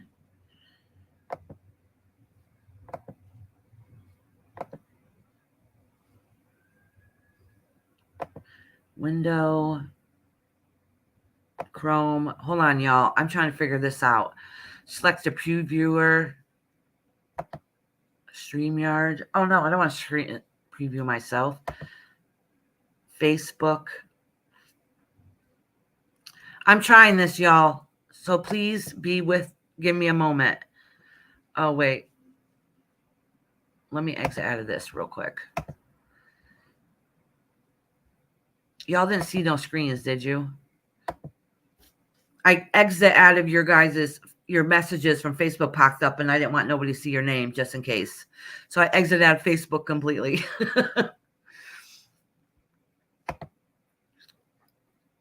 All right, how the freak I practiced this one day so I can figure it out. And now I don't know what the hell I'm doing. Extra camera slides. Would it be a slide? I don't think it'd be a slide. No. It would be share screen. Screen sharing is the easiest with 2 monitors. What the hell?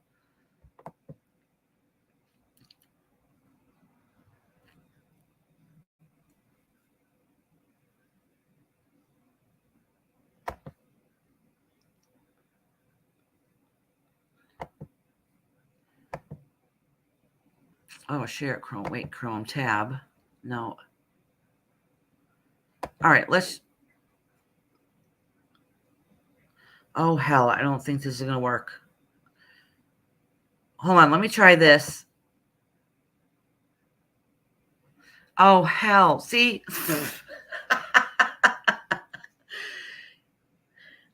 Listen, I got to fix this. Look what I did. Can you guys see that? What the hell is that? All right, I got to remove this. That's not what I want to share. I shared everything.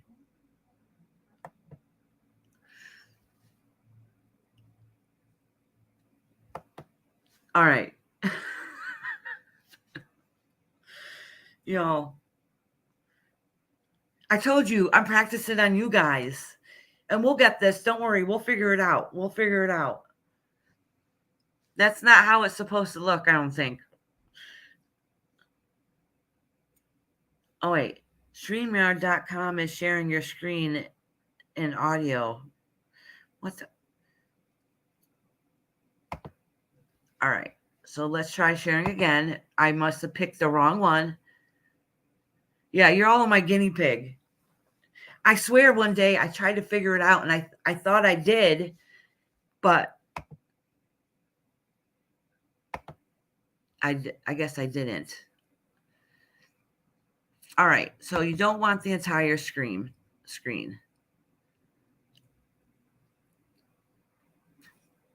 And it says, this one says window. No. You son of a gun.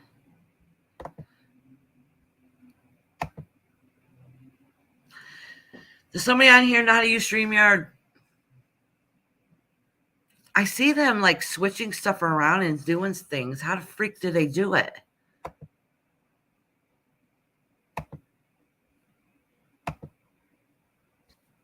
All right. Is it sharing that? Oh, you guys see that? I don't know how I did it, but I did it. All right. You guys see this? All right. So this is the audio you sent me, right? So let me put myself on mute. Well, let me know. Let me know if you can see that.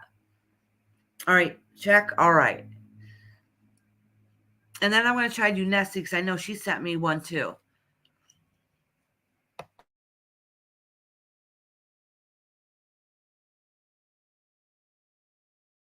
And today, we have the privilege of actually going there because it's in LA. And this place happens to be the site of one of the most bizarre mysteries I've ever read. All right, so we're in our hotel room now. I guess it's time to tell this story.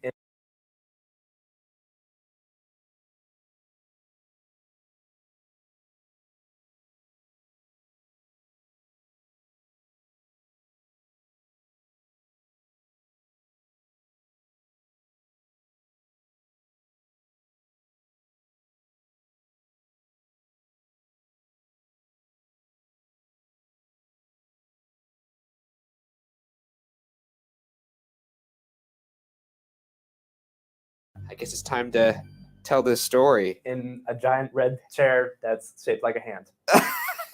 So on January 26, 2013, 21-year-old Canadian tourist Elisa Lam checked into the Cecil Hotel in downtown Los Angeles. On February 19th, 18 days from the last time she was seen, Elisa Lam's body was found naked and floating in a 4-foot by 8-foot.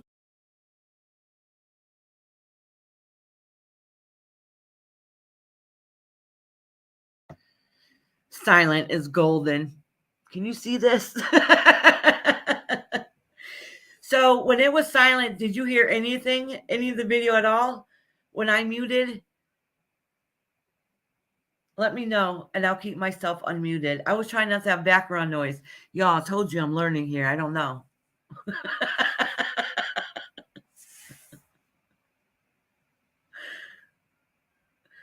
Okay. Let me, should I rewind it a little bit? I have to keep switching screens to be able to play it. What's these 3 dots here? All right.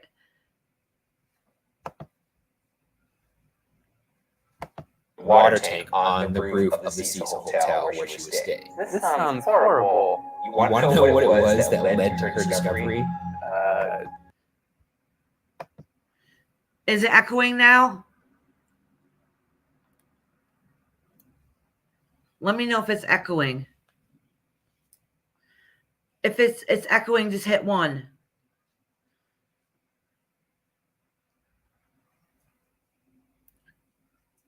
Echo. Okay. All right. So I got to mute myself for a second.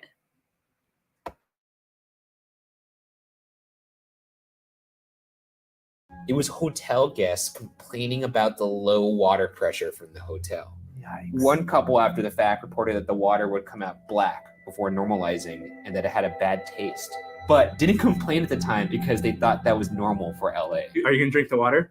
No, I'm not going to drink the water. No, don't drink that. Come on, man. Cheers. You're a savage. Tastes clean. I mean, it has been 3 years. It tastes just like water, but it's too much for me to bear. I can't. Just knowing that crap, I don't think I would have tried that water. That's freaking disgusting. That is disgusting. Let me move a little bit because my lighting in my house is garbage. All right. Actually, I can move over a little bit more when this is playing. Gross. Gross, the water.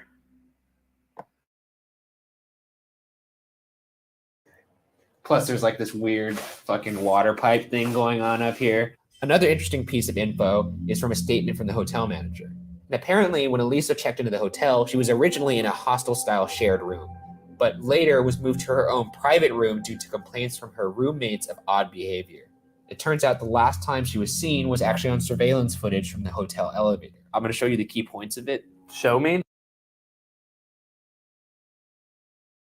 So she was acting odd to begin with. All right. So I'm wondering, you know what? I think I've seen this before. All right. Yeah. Let's continue. Let's continue watching. There's footage. Yeah, what you're about to see is I don't want to see. Is there dead? I don't want to see. No. It's weird. It's weird. I'll tell you that. It's weird. All right, so this is the surveillance footage from the elevator. This is the last time she was seen. So that's her. So that's her.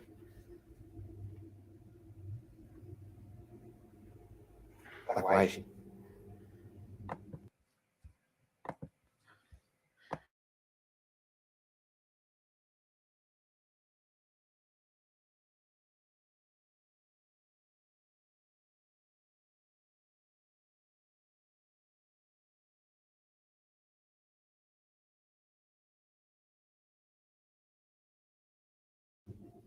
it like looks like she's hiding. I'm not sure what. Looks like someone was chasing her, but I feel like you wouldn't get out of the elevator if someone was chasing you.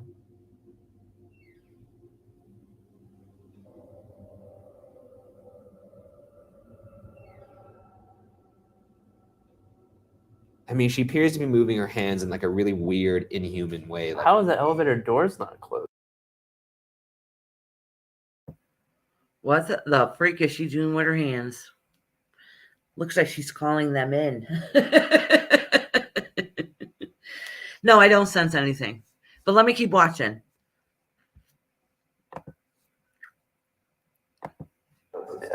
I I have no idea. It It almost looks like she's talking to somebody right now. Does it not look like she's talking to somebody directly in front of her? Yeah. I mean, not directly in front of her, down the hall, but maybe there's no one in front of her. So.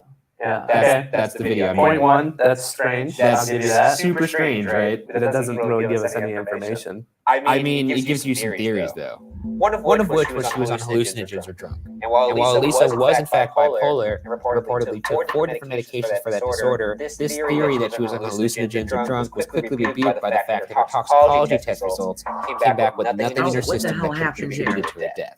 Yeah, but that is Okay.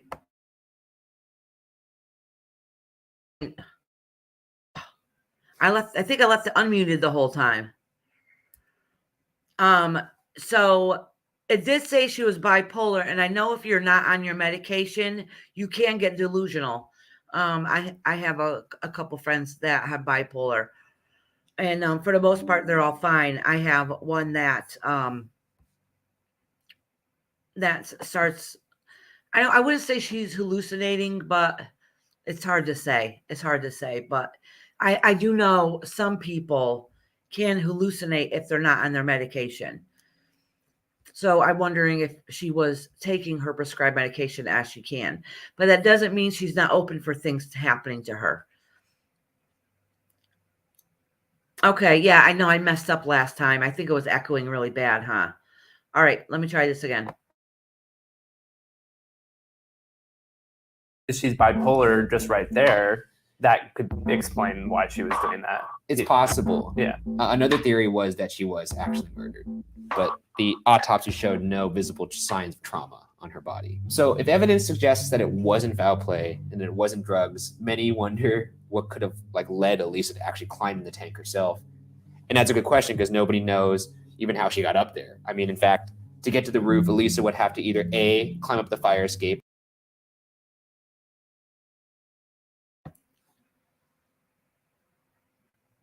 Okay, so, all right, so what I'm gathering is, all right, so this is what I'm thinking from what it seems like. I do, well, for one, this has come from BuzzFeed, which, by the way, I absolutely love BuzzFeed, okay? I just want to point that out. We used to watch them all the time. We put it on our TV to watch it, me and my kids. But I do remember, I don't think I've seen this on BuzzFeed though, but I do remember seeing other YouTube videos about it and other people talking about it. I'm on the fence with this one. This is really unexplainable. I don't know so part of me thinks that she could be hallucinating, and part of me thinks that she was seeing something. So even if she's hallucinating, she thinks she's seeing something.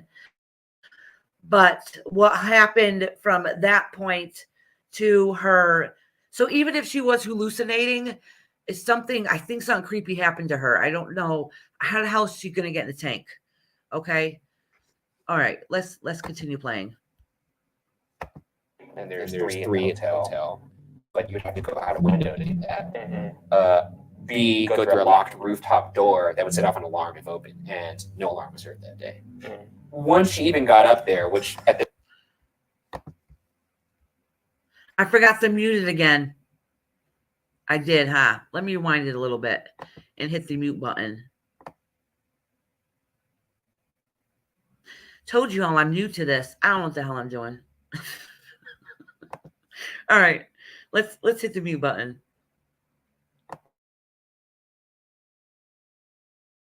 That's a good question because nobody knows even how she got up there. I mean, in fact, to get to the roof, Elisa would have to either A, climb up the fire escape, and there's 3 at the hotel, but you'd have to go out a window to do that. Mm-hmm. B, go through a locked rooftop door that would set off an alarm if open, and no alarm was heard that day. Mm. Once she even got up there, which at this point,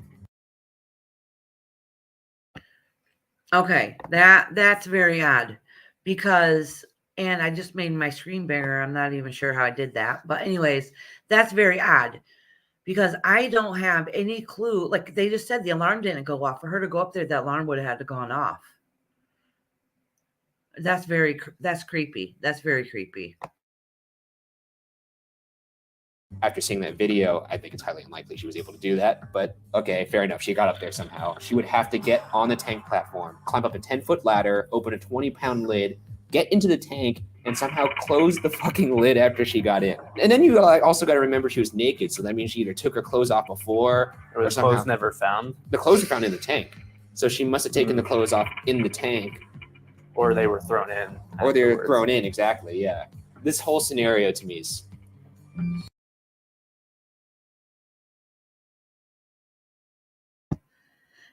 Yeah, that's very creepy. I'm going to, I'll give my opinion after this. Hold on. Let me hit mute again. Fishy. Yeah, I'm definitely fishy. For her to have done that all herself. Another popular theory, you're not going to like this, but I have to say it, is ghosts. If you look at the video, it appears as if Elisa is talking to someone right outside the elevator, which has led some on the internet to believe that she's talking to the ghost of serial killer Richard Ramirez, who was convicted of 13 murders and stayed in the Cecil Hotel from 1984 to 1985. It's also worth noting that Ramirez was a known Satanist. Absolutely not. So you're saying you don't. Okay. So, all right. So that theory I never heard about with the serial killer there.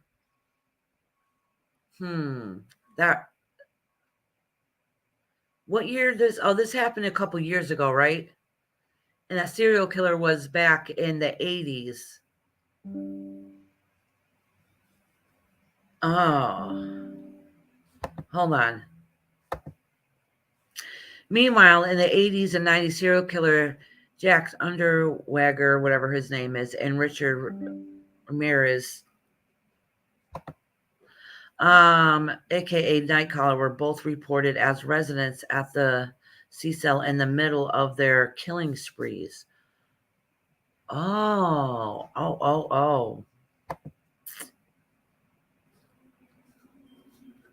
Okay. Don't think there's even a little bit of a possibility that this place is a little haunted and it could drive people to some crazy shit. To me, it's basically like saying, so you don't believe there's a middle possibility that the spaghetti monster. There's no recorded history of a spaghetti monster. I don't know where you're getting at. Show me the scientific journal. Actually, I know what the spaghetti monster is. It's a made up. Okay, listen. So there's they made up a religion, a spaghetti monster religion, and you can actually get ordained to them and legally perform marriages and stuff through the spaghetti monster religion. I know it's quite silly. Actually, you should look it up so you can get a good laugh. Anyways, that's just my excuse and reason to stop it for a minute. In which they've posted all these ghost studies. There is footage of things moving on their own. Footage is not science. There's no one that's like, I'm going to be a ghost scientist. Why not? Because that's There's a weird footage. Just think of that title on a business card. That's weird. I'm a ghost scientist. Yeah. And that's really just the tip of the iceberg for the Cecil. It also played home to Austrian serial killer Jack Unterweger in 1990. This is why I really like the show, because they talk about stuff that within the other videos I never heard of this, and I didn't know these serial killers stayed in this hotel. See, what's it called? Is it Cecil History? The Hotel Cecil History, the Hotel Serial Killer History, it should say. All right, let me mute myself again. Was the site of an unsolved murder in 1964, and was also, according to some, one of the last places the Black Dahlia was seen alive. And to pile it on even more, there have been numerous accounts of people who have jumped to their death from the roof of the Cecil to the point where longtime residents refer to the hotel as the suicide. If anything, that goes against the ghost theory because there's already a recorded history of it being easier for people to get up onto the roof. Therefore,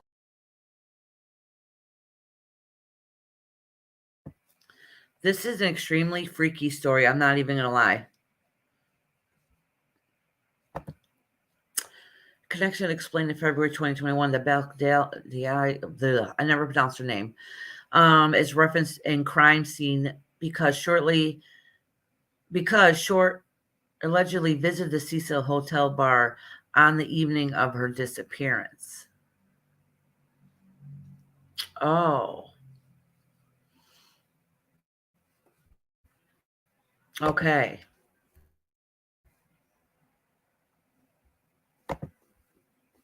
Oh, I think I forgot to mute this. Y'all know more about this stuff than I do. I'll give you my opinion afterwards, though. Oh, mute. or it must have been easy for her to get up onto the roof. Let me check to see if it's actually the roof or if it's just jumping. Oh, okay. Now you're changing your story because it doesn't fit your designed ghost story package. You see, you can't just I'm going to check. change the facts in order to. I'm going to serve you up a fresh truth pancake right now. We'll see how you like it. Hold on. I do like pancakes. Yeah, them two are hysterical. I wish they didn't stop their show. They crack me up.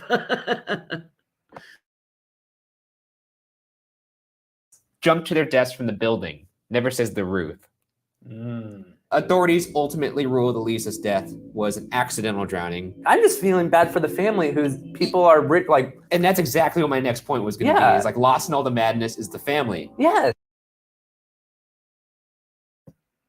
How the hell do you get through the roof, onto the roof with no alarm going off, end up inside the tank, open it, which would be hard to do, get naked, have your clothes in there with the tank, but it was an accidental drowning?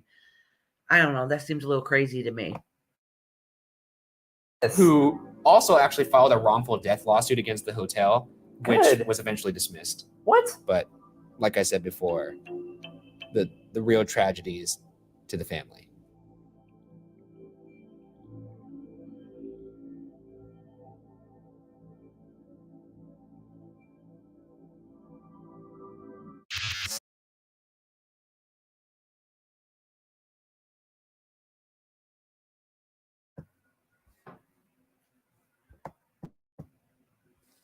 Somehow I enlarged my screen and it's hard. I don't see all the options and buttons I had before.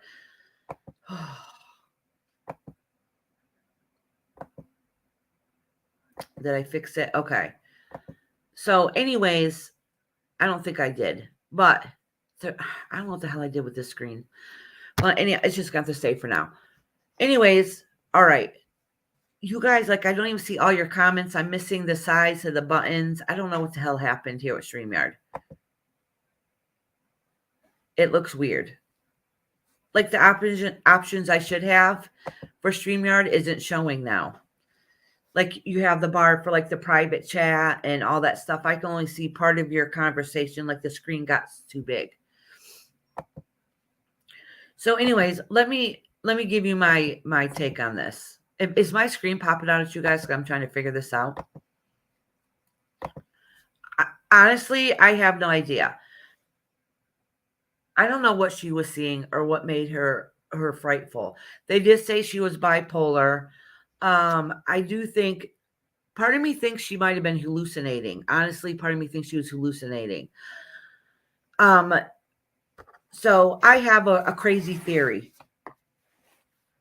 I have a crazy theory that maybe that if there's a lot of negative energy that's left behind, some people are sensitive. That good people can be sensitive and negative people can be sensitive too. So you're more likely to attract that energy.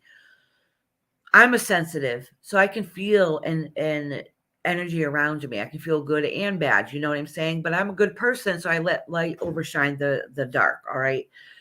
So what if somebody that was in a hotel was not such of a person of light, because sense and feel things and was able to let me say, like, the long story short is I think she was murdered. Okay.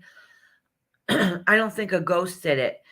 But that's not saying that residual energy that got left behind didn't possess somebody to make them do something they normally wouldn't do. Does that make sense? Yeah, I think that's a creepy story. I did see it before. I didn't know some serial killers and other people involved, could have possibly visited the hotel at any point. I didn't know any of that stuff. So that could explain what she was. She could just be thinking that somebody was following her and was freaking out. And if she's off her meds, her senses could have been a little more heightened and wired for be able to notice it. So I don't really know. I don't know. That's really creepy, actually. That's very creepy. I did end up hearing about that story before. I don't think that's definitely one of those ones that's going to be put down in history as unsolved. I'm wondering, honestly, I always wondered maybe if it was a worker that worked there. I don't know. That could have been maybe even possessed by the energy that was left behind. Honestly, I don't know. I have no idea. That one's confusing. That one's really confusing to me. Unfortunately, I think she was mentally going through a crisis at that moment and somebody took advantage of it, is my opinion. Oh, there's some chat here I'm missing. In 2011, the hotel's name was changed to Stay on the Main in the effect to distance the establishment from its past, including murder, suicide, and mystery disappearance. Yeah, that's a place to go do an investigation in, with a lot of protection shields around you. That's what I'm saying is I think she was being delusional. I think she was in a crisis. I think there's a lot of bad history there. It's possible that people were feeding off that negativity and that enhanced their anger or whatever that was going on, and somebody did something to her. Actually, I can feel it. Actually, somebody did murder her and hit her down in there. But it would have to be a worker. It would be.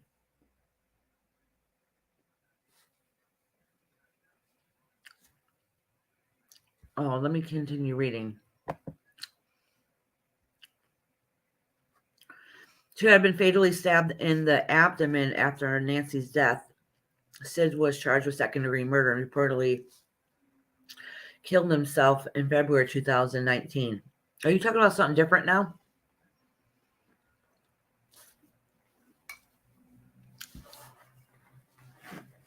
She was beat over the head. I can feel it. I don't know what happened to her, but she was beat over the head. So I don't know how they could have said it was an accidental drowning. Unless they're trying to cover it up.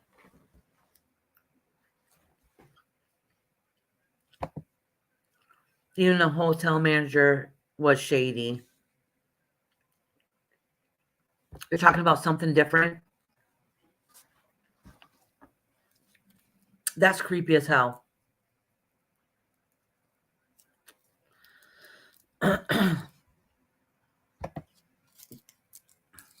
Yep.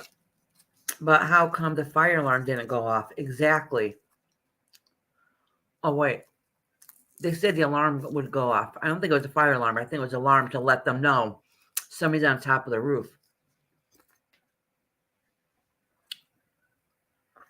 I do too.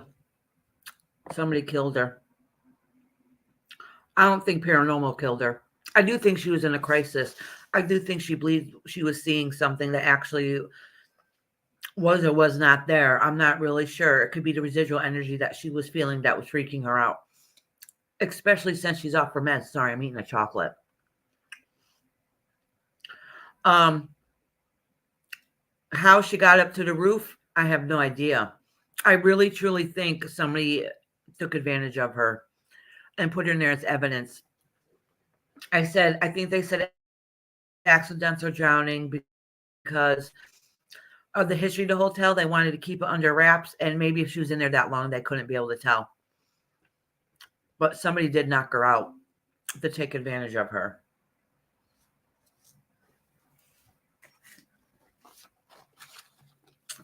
I don't know why they couldn't find it. I don't know. Was her body decomposed once they found her? She was in there for a while, you guys said, right? Maybe it said in the video. I don't remember. Somebody murdered her, and it had to have been somebody that knew the hotel very well. But wait a minute. You have to think of something, though. There must be cameras there also. Right? So that's the part that doesn't make sense, because they have her in certain parts.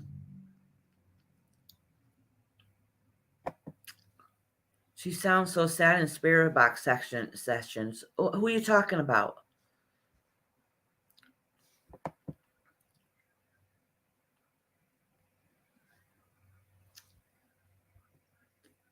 Who sounds sad in spirit box sections?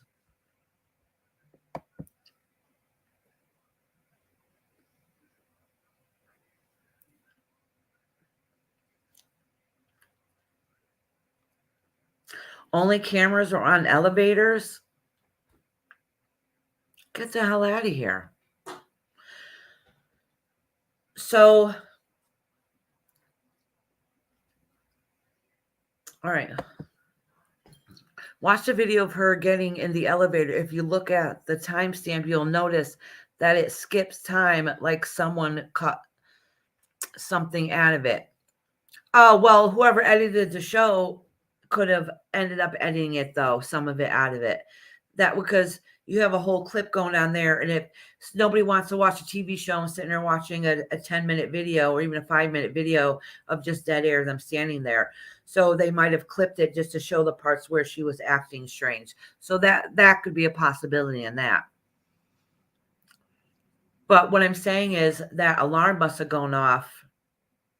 And maybe there was something wrong with that alarm. Because I, not too long ago, was working for a facility.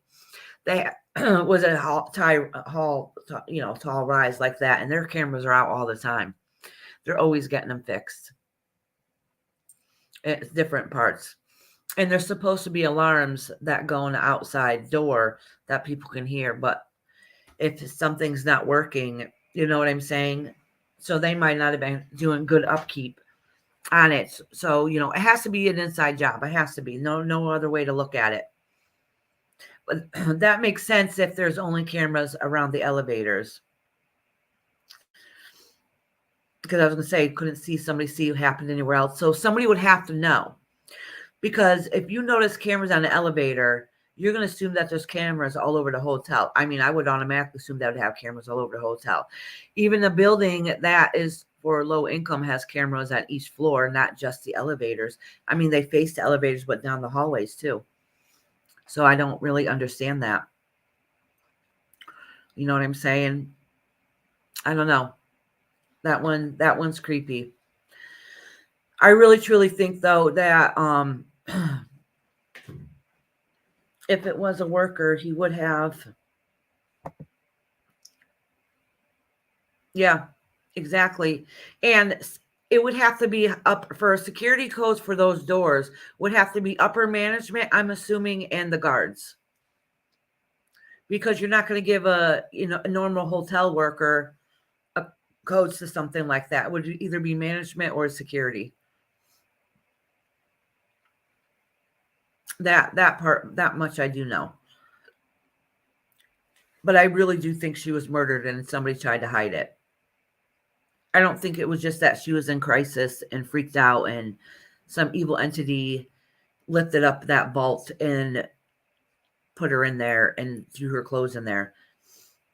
I honestly think she was raped and thrown in there to hide her. But that's just my opinion. I don't know if we'll ever know. Honestly, I hope we do find out because I would like to know. And you know what? And what little tidbit is what happened to get leaked out to the media. I'm sure like the police and the hotel know more information than they're saying. That was very interesting. Thank you for sharing that. Like I said, I've seen it before, but I didn't see BuzzFeed's version of it. I'll have to make sure I post their link down there too, right? And put up the copyright thing. Say, oh, Fair Use Act thing. That's what it is. Maybe that's what I'll do. All right, let me play. Not gonna remember how the hell I did it again. Let me find the one that that Queen Nessie sent me. Not gonna go back into Facebook and stuff again. Hopefully, it don't take me another 10 minutes to figure out how the hell to put up a video.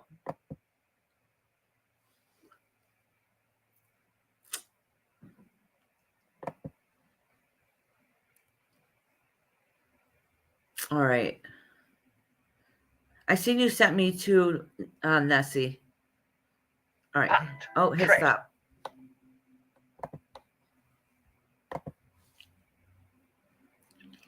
Shit, that's right. Remember I said I enlarged the screen? I can't do it. No. Stay. No. I told you my screen got bigger, so I only see half your chat on one side, and the bottom where it lets me share screen is smaller. I mean, is hidden, like it's dropped down. You can't see it.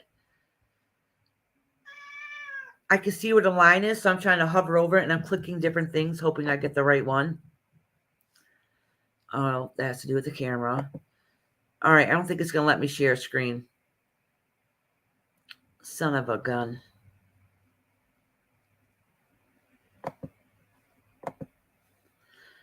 What's this?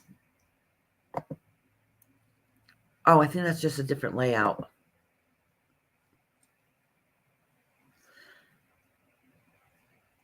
Wait, maybe I can drop this thing. Nope. Hold on. I'm clicking, like I said, it's only let. Oops, that muted the mic. What's this? Virtual background. Oh, there's virtual background option. Is this share screen? Oh, okay. I found the share screen thing.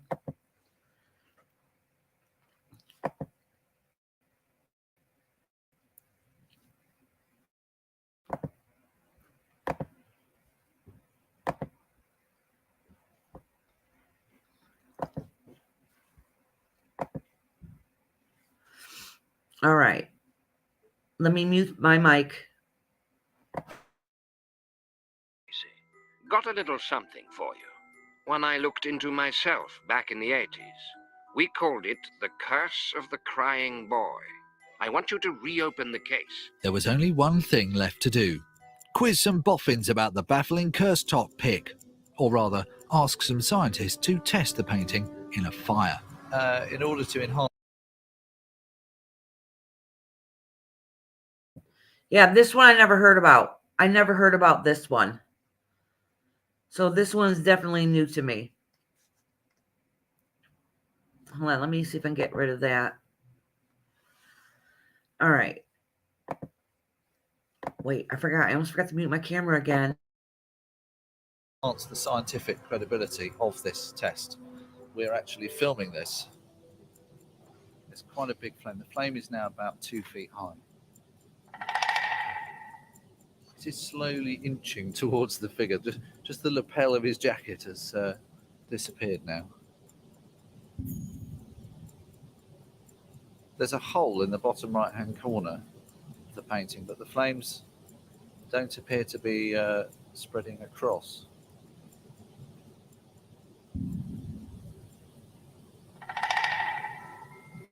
Well, you'd have to say that has not caught fire. And it's definitely dying down now. In fact, it's now time to put the sausages on. The painting had a hole in it from where the fire had touched it, but the flames hadn't spread. But you'd have to say that fire's pretty much going out.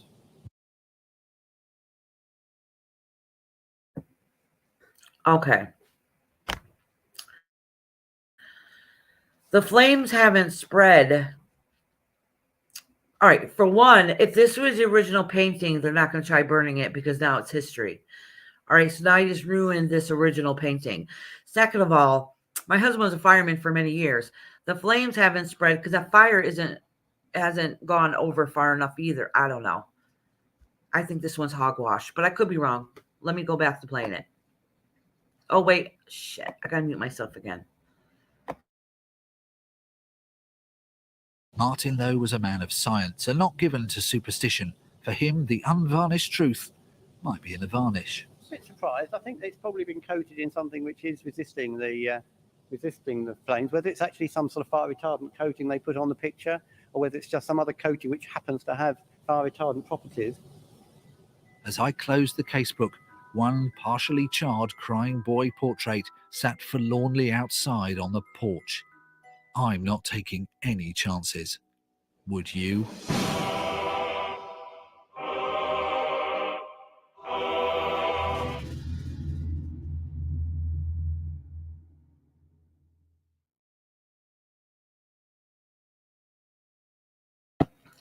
I'm rewinded to the very beginning again.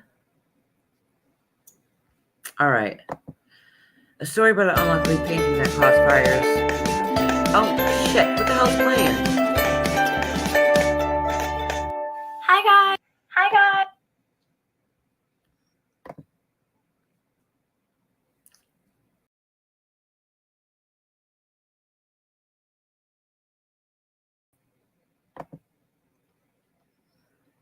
Okay. So, hold on. What does V have? A story about a very unlikely painting that caused fire, supported by the comments of a local fire station officer. I'll have to do some more research on that. And maybe we'll play another video on it later. Okay, because the thing is, if that is the actual painting, why would, and I'm going to have my husband watch it too, because actually my husband was a town safety officer, and so he knows all about that kind of stuff. He wasn't just a regular fireman. He was a lieutenant, then captain, then he went to the town safety officer. So, my husband would know about that. So I'll have my husband look at that video and see what he thinks about it. But I want to go back for a minute, and I'm going to go back and see if I can go back to the very beginning of the video, because I don't. Did they already start the fire beforehand? It's Mandy. Oh, shit. How are you? Punt, Tracy. Got a little something for you. One I looked into myself back in the 80s.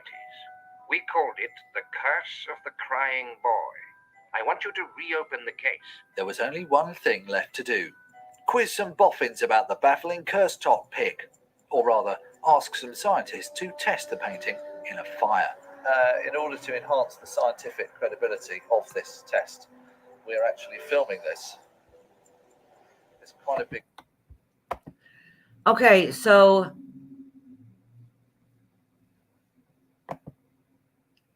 the curse debunked. Steve Punt, a British writer and comedian, investigated the curse of the crying baby in a radio production called Punch PI, although the program is comic in nature. The paint has fire repellent. It has been debunked. Oh, okay. All right. Yeah, because something, all right. My thinking is, I don't know. I think that version of the story was hogwash anyways, that we just watched. And this is the only reason why. For one, you don't see that from beginning to end, from when they lit the fire to get it started or any of that stuff. Okay. And if you really thought that this was about this boy, about the, the crying boy that, well, doesn't catch fire, whatever. If that's an old story, why the hell are you going to try catching on fire? You're just going to get rid of it. You know what I'm saying? Like, nobody's going to try to burn it unless it was a copy. Yours was a print and not a painting? Oh, okay. All right. Well, this one here itself, I don't know your story, what situation happened, but this one itself doesn't seem fake. And they're saying about fire retardant, whatever on it. But the flame was only this big. They only showed a little clip of it. And the frame itself was burning and the picture was burning. Just because it didn't flash up like that, that doesn't mean it's not going to catch fire. You know what I'm saying? Hi, Amanda. How you doing, sweetie? So that one itself in general, I don't think is real. Like that just seemed like it's, I don't know. I'm going to have my husband look at it though. He'll be able to know. He'll be able to know. And I definitely don't think that's an original because they wouldn't try to burn it. That's just my opinion. That's my opinion. Oh, most of them were prints. But it would only be the original that would have that same effect unless all the prints are all possessed by whatever spirit is in with it. You know what I'm saying? That's an awful lot of energy for a spirit to have, especially if it's a little boy. That's my thinking on it. I'm going to look it up more, though, because now I'm interested. Punch researched the history of the crying baby boy painting revealed an intriguing past. The conclusion reached by the program following testing at the building research establishment. I'm going to look it up more because that's very interesting to me. I'm not saying that story about the crying baby boy painting isn't real. I'm saying that that one video that I was shown that doesn't make sense. Anybody that has knowledge about fire knows what's going on there. I mean, I don't know much about fires, but I heard my husband talking a whole lot about everything. And even when he was studying for his exams, I would help him study his exams. And I used to go to the meetings because I was part of the auxiliary for a short time. So that kind of part doesn't really make sense to me. But anyways, this is exciting. You guys got any more?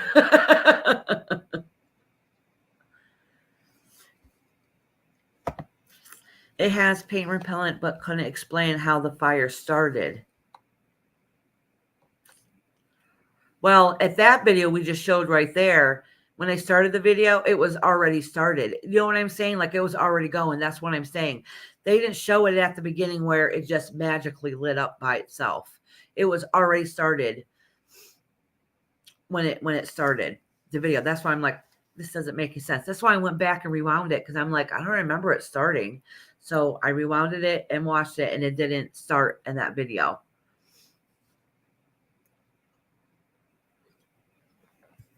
But I'm going to look more into it because now I'm interested. I just don't think that video was accurate, I should say. And that was just a clip of it, I'm assuming, of another video. So maybe there's a longer version out there that explains it more. But that's very cool. And that one with that lady at the hotel, that's creepy. I don't even understand that. I still think she was murdered, though.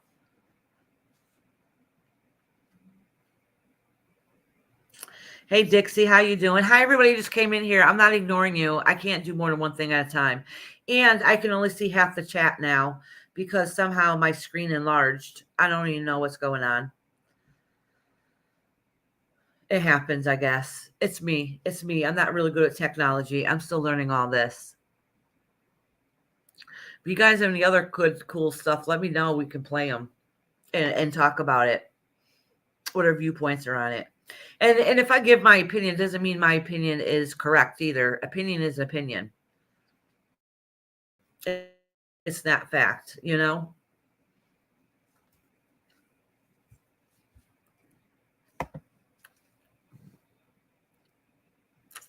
Oh, yeah, we need a paranormal night, an unsolved murder cold case where everyone can send videos. Oh, that would be cool.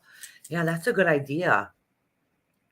Yeah, do a reaction video. That would be interesting. It would definitely have to be in a paranormal side, though.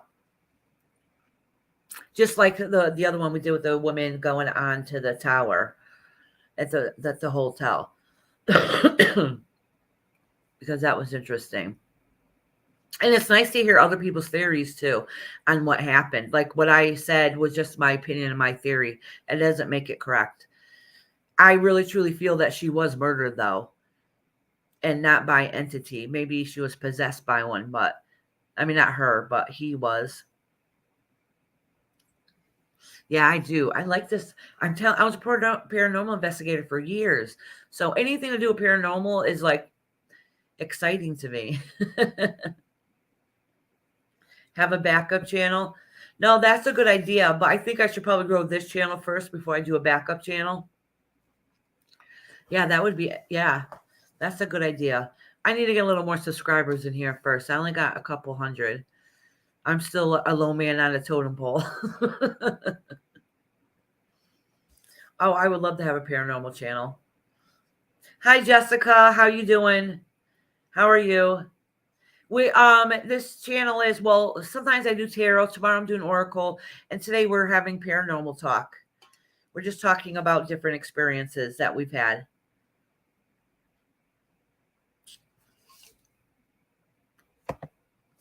Give one topic, then everyone can share that topic. That's a very good idea. And you know what I could do too also is if we do that, like say on here, and a lot of people don't want to go back and rewatch, you know, a few hour live. I can just clip out that part of the video and then put that part if they just want to watch just that section that we're talking about and put that up. You know, for people that like to do replays. So they don't have to watch every single part of it, you know? But I think that's awesome. And I don't, you know what? And I always have it, like they say, I've never personally experienced this. They say items carry energy and you can bring it into your home. I think that is possible, but I've never experienced it. And almost everything I have, I get from tag sailing.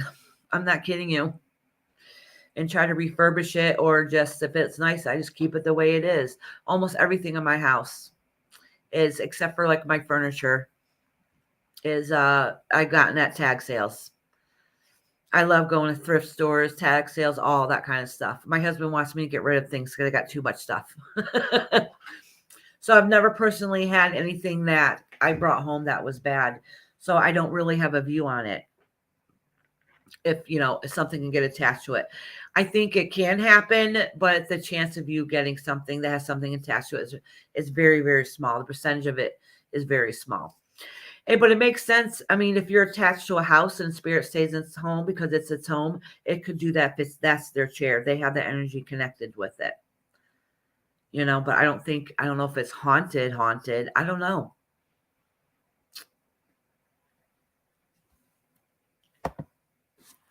Iris, they said the energy cells is really bad. No, I believe it. That's a lot of residual energy.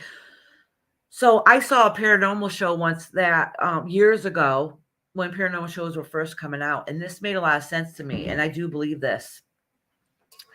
They did a place, somebody was saying it was haunted, and they had a medium come in and ended up doing an investigation in this place.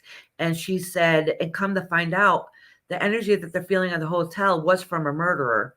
He might have been a serial killer. I don't really remember exactly, but he's still alive. He's in jail, but his energy, his residual energy is still stuck in the building. And that is what was haunting the place. And he was still alive. So I do believe you leave an imprint everywhere you go. So the haunting that was going on in this bar, I think it was a bar with, I don't know, maybe apartments up above it, whatever, was an imprint of an energy of a guy still alive. He wasn't even dead. So, you know, things like that can happen too.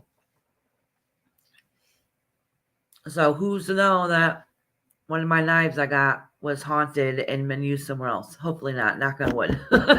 You know what I'm saying? Like I told you, I get everything from thrift stores. Yeah, that's a good idea to do this type of stuff. Thank you, V. You come up with the best ideas ever. And make a second channel be good, but I want to build this one first before I move on to a next one. But we could still pick a night to do something like that.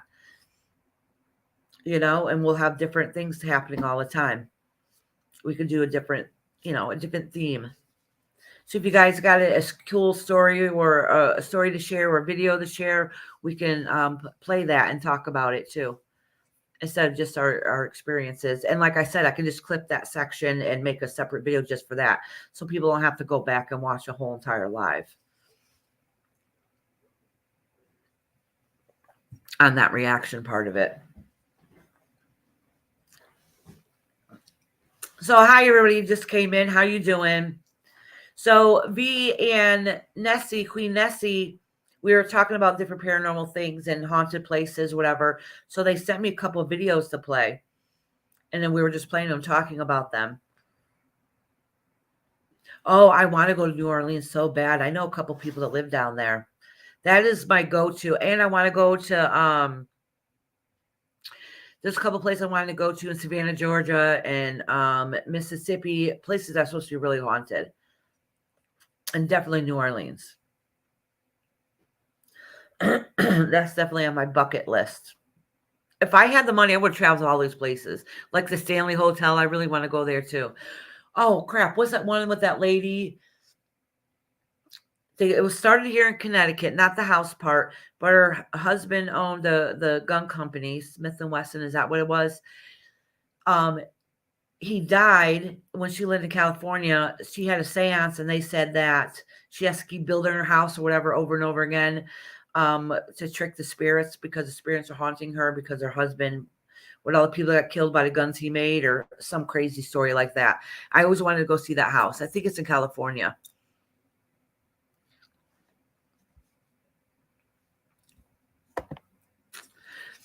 I was just telling Reverend B. Oh, Jess, I know who you are. Hey, sweetie, how are you doing? I want a new baby named Charlotte. That has been calling me for a year, and Kev doesn't want me to get her because she has a spirit, but I'm thinking I'll get her anyways. Do it. Do it. I'm a bad influence. Then we can do some investigation on her, see if she says anything. With put an audio recorder next to the doll. The Savannah house I've been to, I have the pictures to show you. Ooh, did you get any experiences when you went there too? Oh, the Winchester house. Yes, that's what it's called. Thank you, Dixie. Duh. It was on the tip of my tongue and I couldn't think of it. Yeah, the Savannah house, you've been to it. Jess, have you had any experiences there?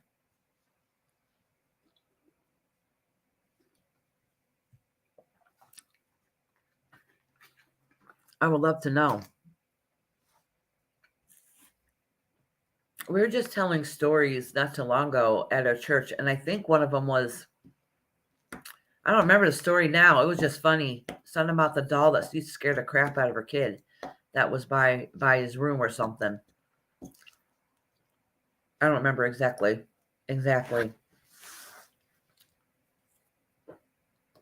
Jess, if you're still listening, Mother Dearest was on here a little while ago, but she has plans with her sisters. It's my aunt's birthday. Reverend B, as he was talking about, was my mom. So does anybody else have paranormal stories that they want to share and bring up here? Oh, you're still here? Jess is in here.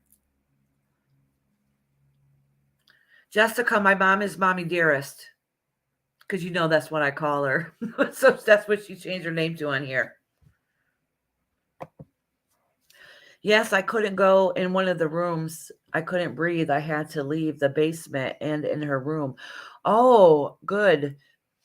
Do you want to come up here one time and talk about it and we can show your photos?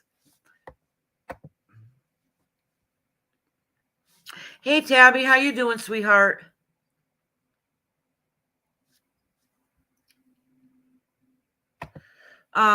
Nessie said, what's that pub? As well as a Bobby McGee's or something.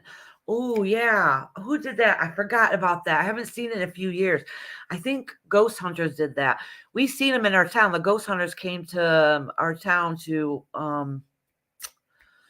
around the same time when they did that thing in a hotel in our town. They had that premiere, but Ghost Hunters came there and we went and saw them. Oh, good. How about next time we come on? We come on. Usually we do this on Tuesday nights.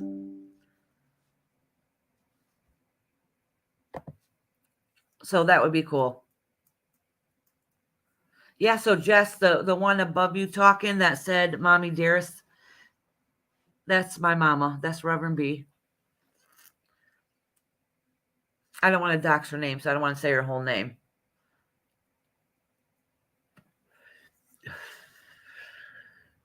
But everybody in here knows her. They all know her as Mommy Dearest.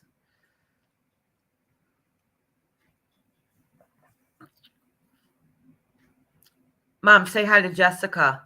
You know Jess from the church.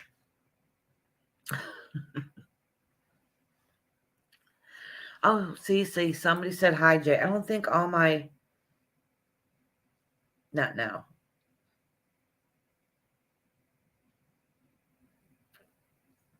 Hey, Jay, how you doing? Yes, for some reason on this chat here, some of the people don't show up right away. Jay has shared some pretty cool stories, too, when he lived out aboard, not around here.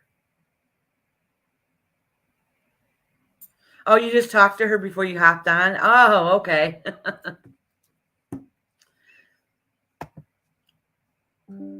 Oh, cool. Oh, V just sent me. V, would you just send me, hun? Hey, Tiffany, how you doing, sweetheart? Oh, I see V sending me a bunch of stuff. Is this something that you want me to play? Another video. We had a couple reaction videos we pulled up on different paranormal stuff. And V had an awesome idea. She said that, I think I got to get my inhaler. I'm starting to wheeze. Hold on. So don't judge me when you see me smoking. Hold on. I'll be right back. I got to grab my inhaler.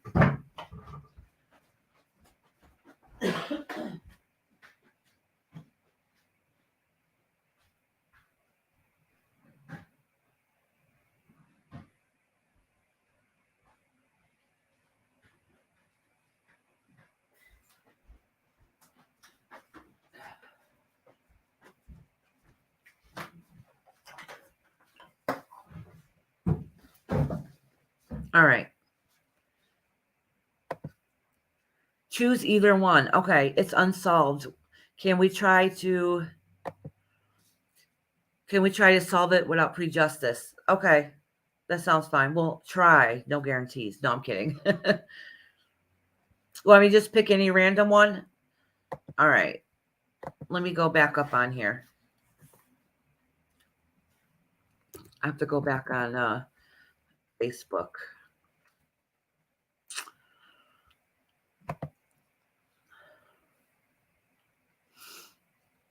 All righty.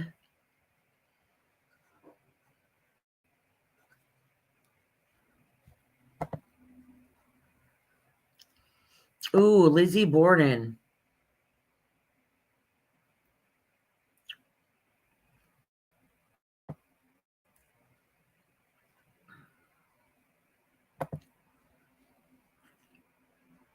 All right. Let me stop this. It's loading. All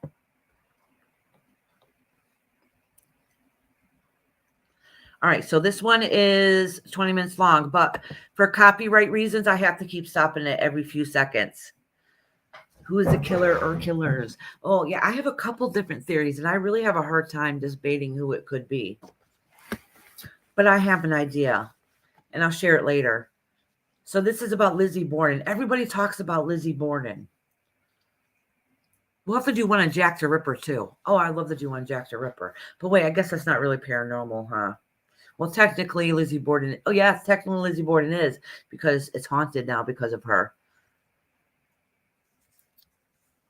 Oh, Tracy, yeah, tomorrow I do oracle readings. Today's Wednesday.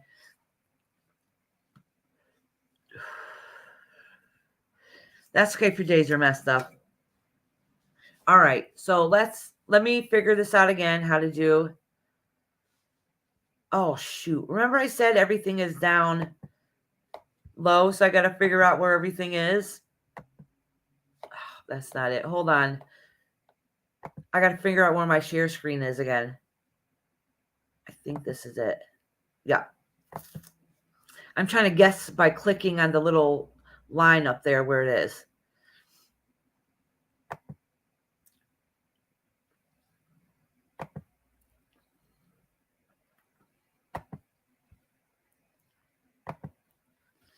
All right. Let's make sure. All right, I got to mute myself for a minute.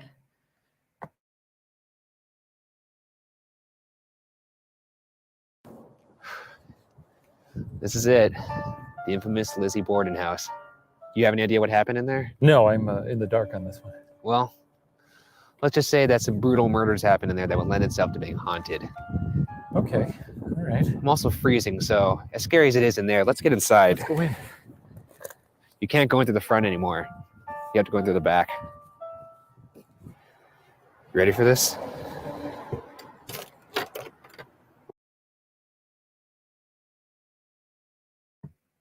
So, is there anybody here that's never heard of Lizzie Borden? Like, I think everybody has. So, how about before we even start this video, because I like them because they really dig in and find out a lot of information that sometimes you don't hear elsewhere. So can you guys put in your comments what you guys believe that might have happened to Lizzie Borden beforehand, and then after the video, see if your opinion has changed any.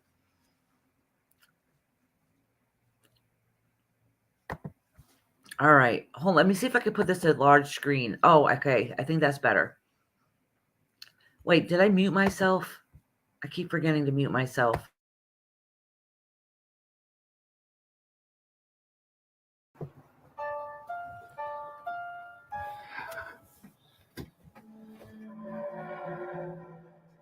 Shit.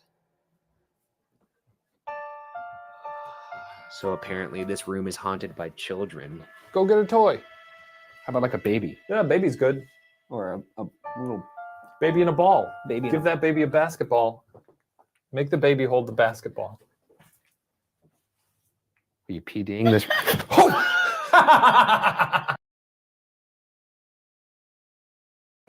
Has any of you guys never watched BuzzFeed? I'm telling you, if you've never watched these two, I am so sad that they don't put out any more new videos. They were absolutely hysterical. Absolutely hysterical. I love them so much. I crack up. I was crack up watching them all the time. I'm telling you, our family loved watching them. And they're on YouTube too. Like, they were better than anything you've seen on TV. All right, mute again.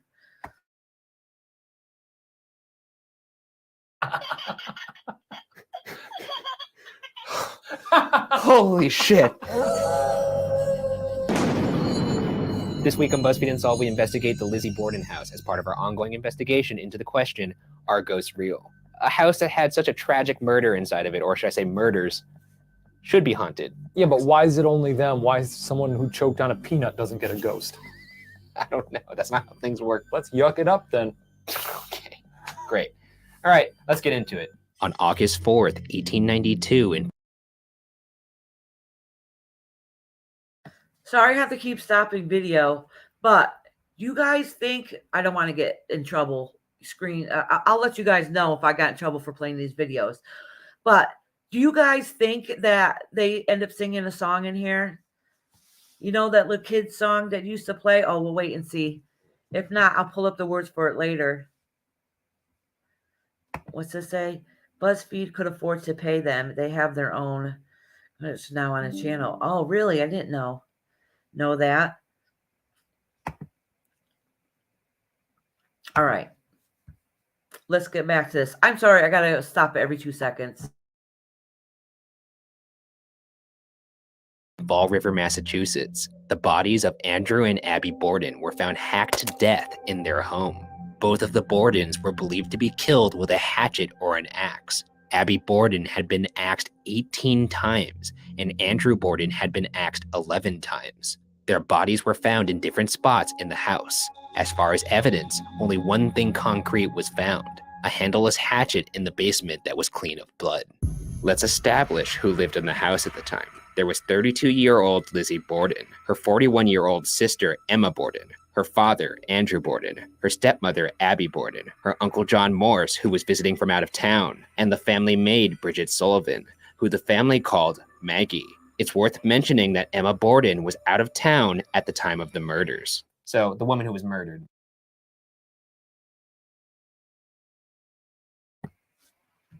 Now, those are the key people in play. You guys have to remember this. But I think all you guys have heard this story before. I love BuzzFeed. I'll have to remember though, right? Like I should put their description and their links. What do you think, V? That I should put their links in the description. Maybe I can do Fair Use Act in there too. Yeah, they're amazing. They're good. They're good. Oh. Well, I thought she gave her dad 40, and when she's seen what she has done, she gave her mother 41. Yeah. Yep. That's it. I wonder if they're going to put that rhyme up here. I think I might have seen this video actually before. Mom, are you on here? Mother dearest?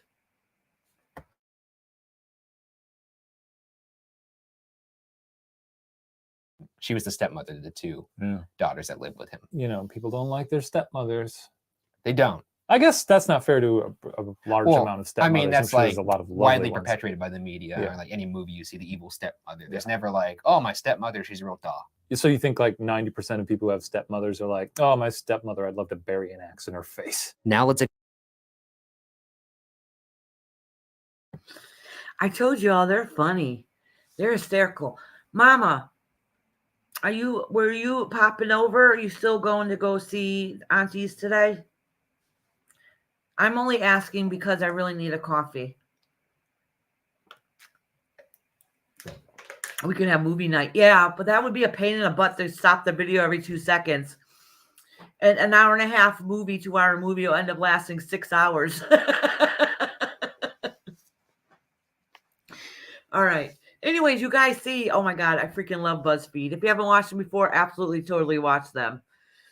All right. So then after this, we're going to have a discussion.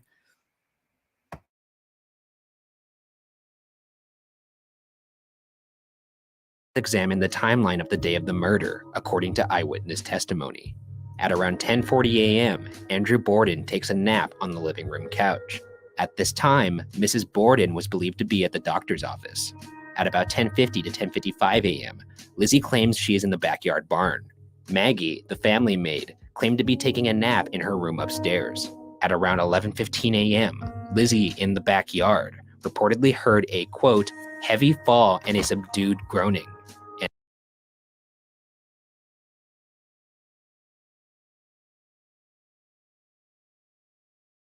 Forgot to unmute myself. Oh, sugar. Uncle Bill has a car.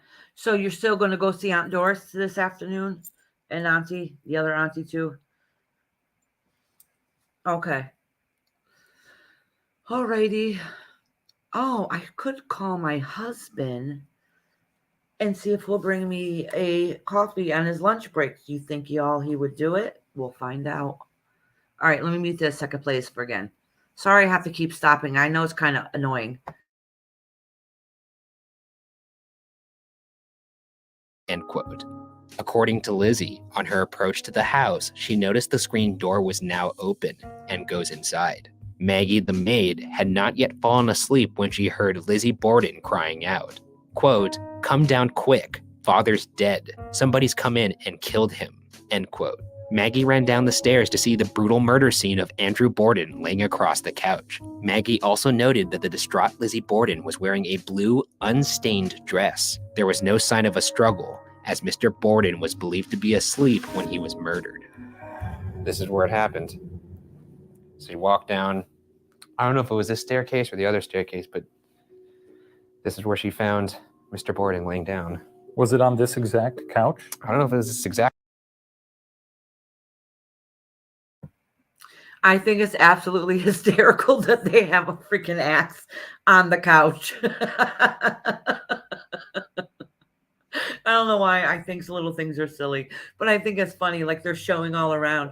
This is where it's happened on this couch. And then boom, there happens to be a random axe right there on the couch. Hey, Rhonda. So, all right, I got an idea. Is my husband on here? Honey, can you call me real quick? But anyhow, listen, how about this? How about after we finish watching this video, I can open a panel. Anybody wants to come up here on panel, we can give our theories, and the people who don't want to come up, I can have 10 people up here. And whoever doesn't want to come up I don't even have 10 people in this room watching. So and anybody who doesn't feel comfortable coming up, they can stay down. I mean, you don't have to show your face either. Okay. Let's go back to this video. Rhonda, we're talking about Lizzie Borden.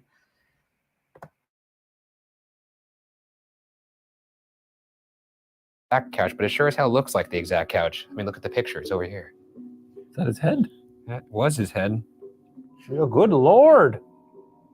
Right after Shane speaks, our audio recorder catches a female voice possibly saying, "Help me." Oh, good Lord. Is this the voice of Mrs. Borden?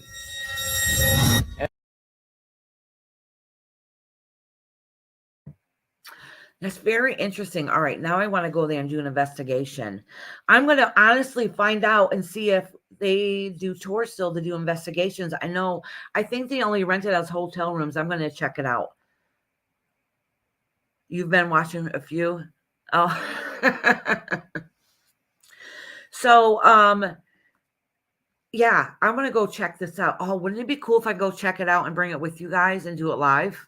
Oh, that would be interesting. I think it's only like an hour and a half away, too. Okay. All right. After we're done with this video.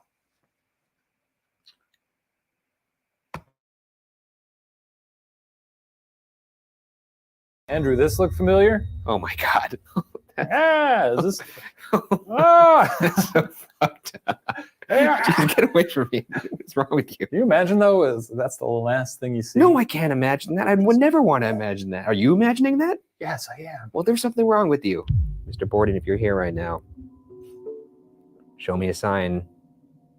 Should we turn the light off? Yeah, we can turn the light off. Okay. All right. We're going to turn the light off.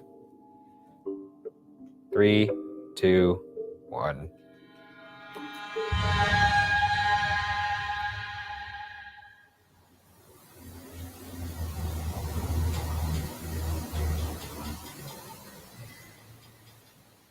Was that you? No. Where did you hear it from? Where's it coming from? Where do you guys think that tapping was coming from? Do you think it was spirit just trying to get their attention, like tap, tap, tap, tap, tap, tap, tap, tap? So I like hearing different people's views. All right, let's go back. I just had to keep stopping it, for I don't get copyrighted, striked. We'll find out afterwards, huh? If I don't get copyright strike, then we can do this again. From somewhere in this room. Is it this room or that room? I think it wasn't here.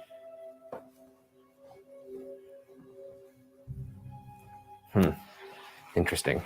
Shortly after, Lizzie asked Maggie to go find the doctor across the street. At this time, the whereabouts of Mrs. Borden were unknown. Maggie returned to the house with a neighbor and claimed that Lizzie said this about Abby Borden. Quote, "Oh, Maggie, I am almost sure I heard her come in. Go upstairs and see if she is there." End quote. Maggie and the neighbor walked upstairs to discover to their horror the body of Abby Borden laying face down on the floor of the guest bedroom. It was thought that Mrs. Borden may have been present for the murder of Mr. Borden and fled. I'm really trying very hard not to give my opinions on everything I think is going on so far. Let me look at a couple of these comments. I think it was the spirits messing with them. It's only something to do with the major cameras off that don't want to be seen or performers or anything. Oh, y'all must be talking about something else.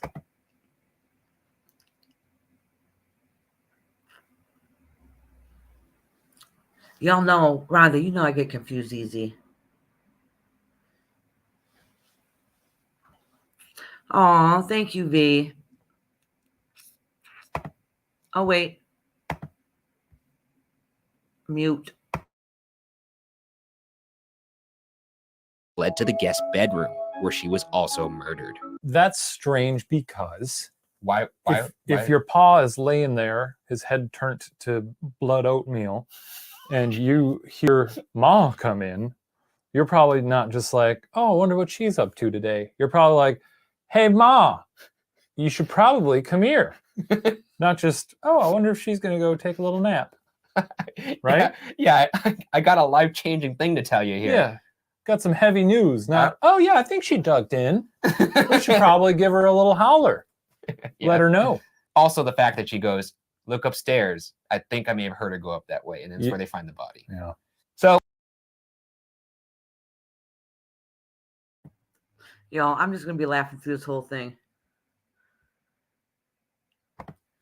They're talking about the knocking. Oh, y'all know.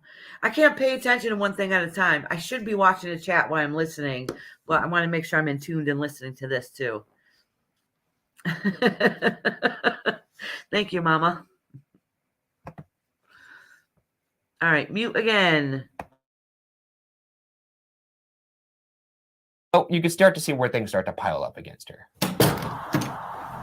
So this is where Abby Borden was actually found.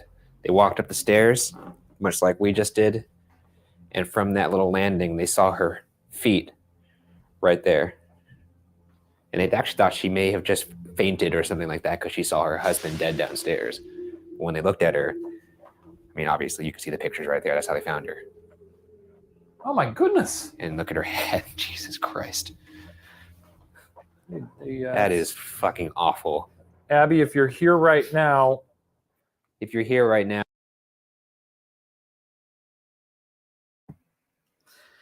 Do you see the pictures that they had posted? If you take a good look at them, that's somebody with some anger behind them. Like anger. You know what I'm saying? Like that somebody has held a grudge.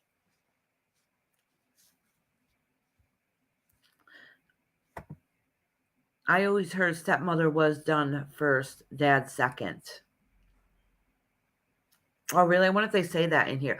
Yeah, because they insinuate that the dad, you're right, Rhonda, because I don't know if they say that in here. I heard the stepmother was home, and then the dad came in after the fact, and then the father ended up getting done also.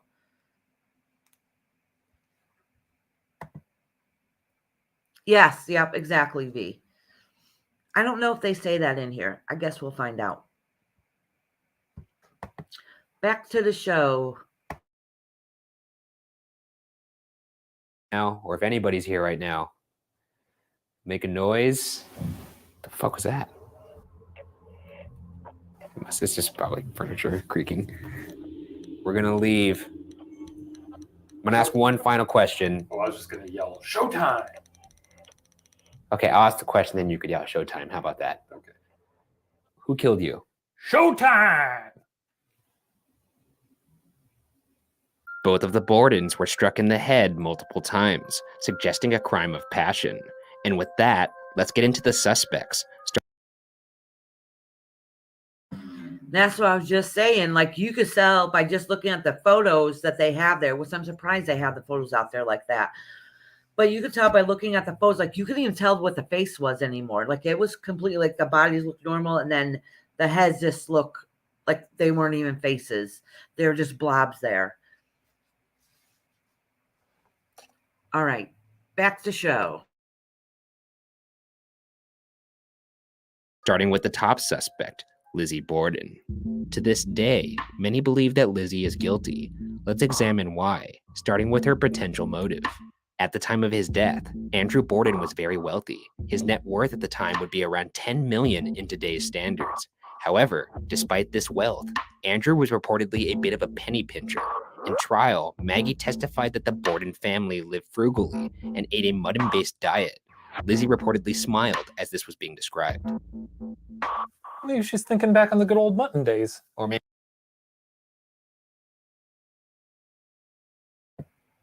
That's very creepy. Why do you think she was smiling? I'm wondering, maybe because to her that was a norm. If that's how you're born and raised, you don't know any different. That was just norm. Okay, we ate shit food every day. But then their shit food was good food. I know someone who rented the mother's room in this house one night, and they laid down and slept in the spot where she had died all night. Oh, Mama dearest, we got to do this. I'm telling you, Mama, we should look up to see if they do investigations there, and maybe we can do one there and live record some of it. That would be cool, wouldn't it? Get a whole group of us.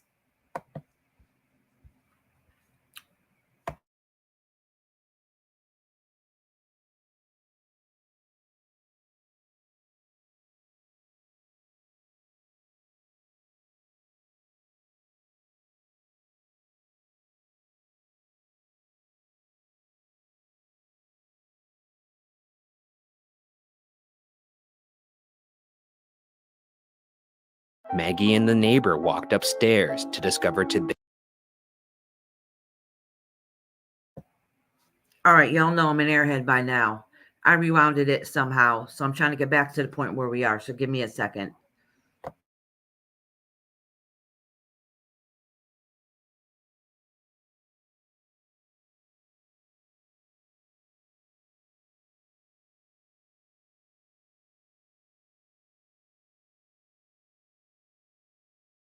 right now. Make a noise. The fuck was that? My sister's probably furniture creaking. Oh my goodness. And look at her head. Jesus Christ. They, that is fucking awful. Abby, if you're here right now. If you're here right now, or if anybody's here right now, make a noise. The fuck was that? My sister's probably furniture creaking. We're gonna leave. I'm gonna ask one final question. Oh, I was just gonna yell, "Showtime!" Okay, I'll ask the question, then you could yell "Showtime." How about that? Okay. Who killed you? Showtime!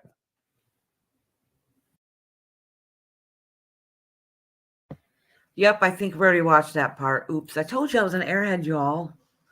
So what I gotta do? I gotta keep randomly stopping. Should I do like every time I stop, do like a commercial break? Show you some of my dance moves? Okay.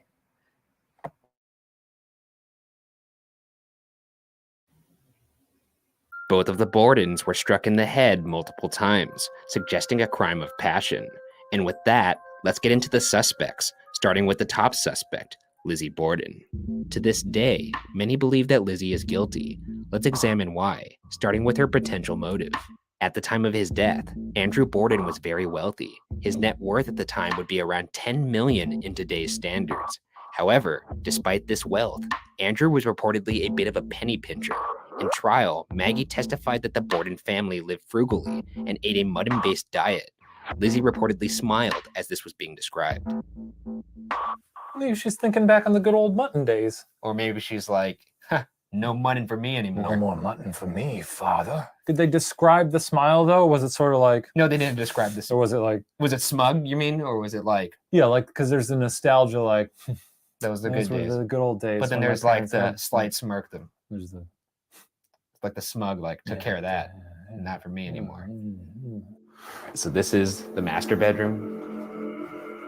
This is where Mr. and Mrs. Borden slept. It reminds me of Downton Abbey a little bit. It's very proper. I feel like a little fancy little...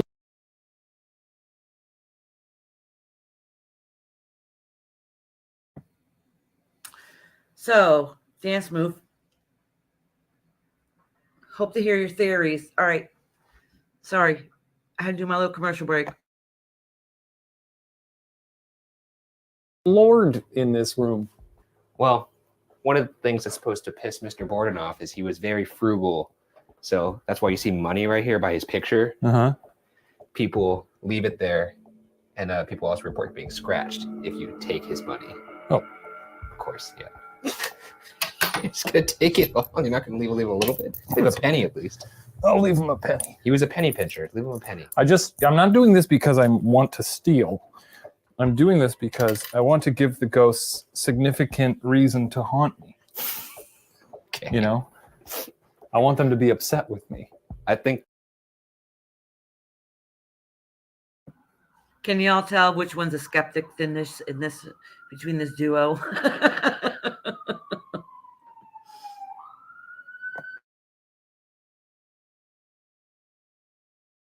They're already inherently upset with you. I stole from you. I think you hear me? I think they could sense energy. Mr. Borden, Who killed you?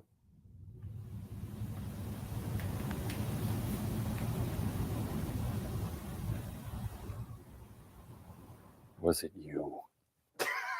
The cat. 5 years before the murders, Lizzie had a falling out with her stepmother Abby that resulted in Lizzie going from calling Abby mother to Mrs. Borden. The dispute was over Mr. Borden buying a house for Abby's half-sister, rather than Lizzie and her sister Emma. And sure enough, after Mr. and Mrs. Borden's murders, 32-year-old Lizzie and her 41-year-old sister Emma inherited the estate and later bought a house on a hill in a wealthy neighborhood in Fall River. Cool. So That's pretty cool. they didn't waste time going. How many of you guys think it was over money? Just curious. How many of you guys think it was money? Oh, yeah, I got to do my commercial break dance. Break moves. All right. Went to work with that money. Well, would you?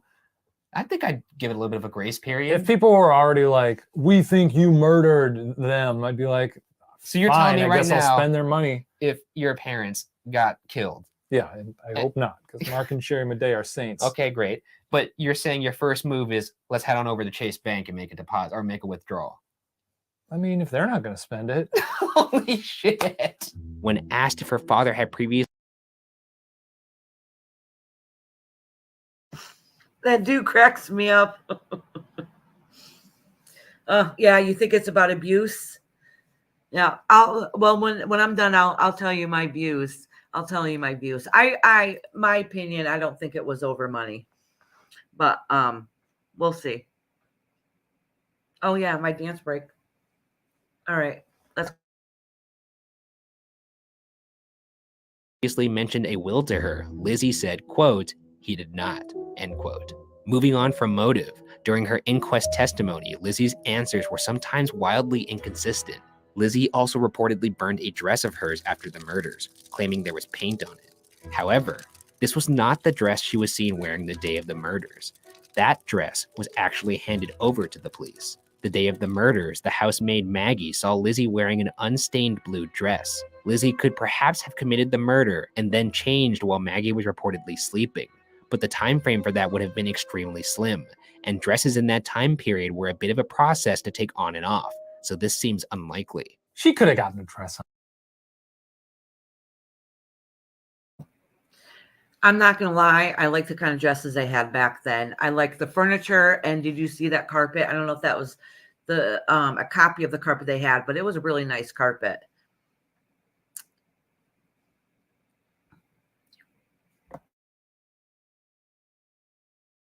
Son, that's not that hard. Apparently it was pretty hard. I'd like to see you put on a dress from that time period.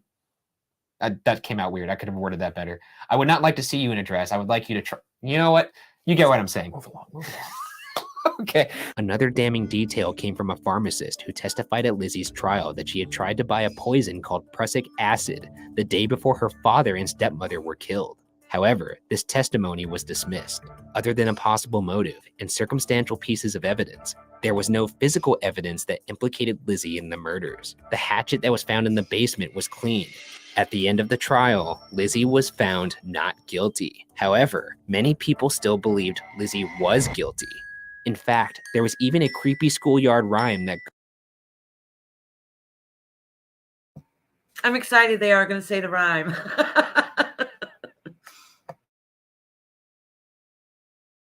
goes, quote, Lizzie Borden took an axe and gave her mother 40 whacks, and when she saw what she had done, she gave her father 41, end quote. All right, so we're about to go into Lizzie's room. Big bad Lizzie Borden.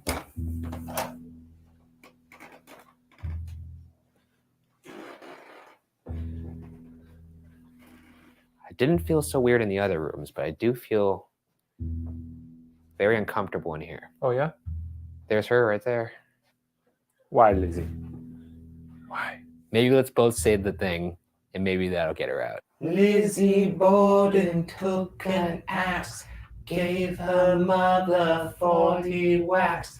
When she saw what she had done, she gave her father 41.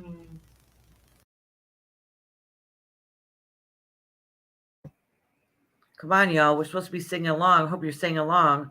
Did you guys, I know some of you guys are in different countries.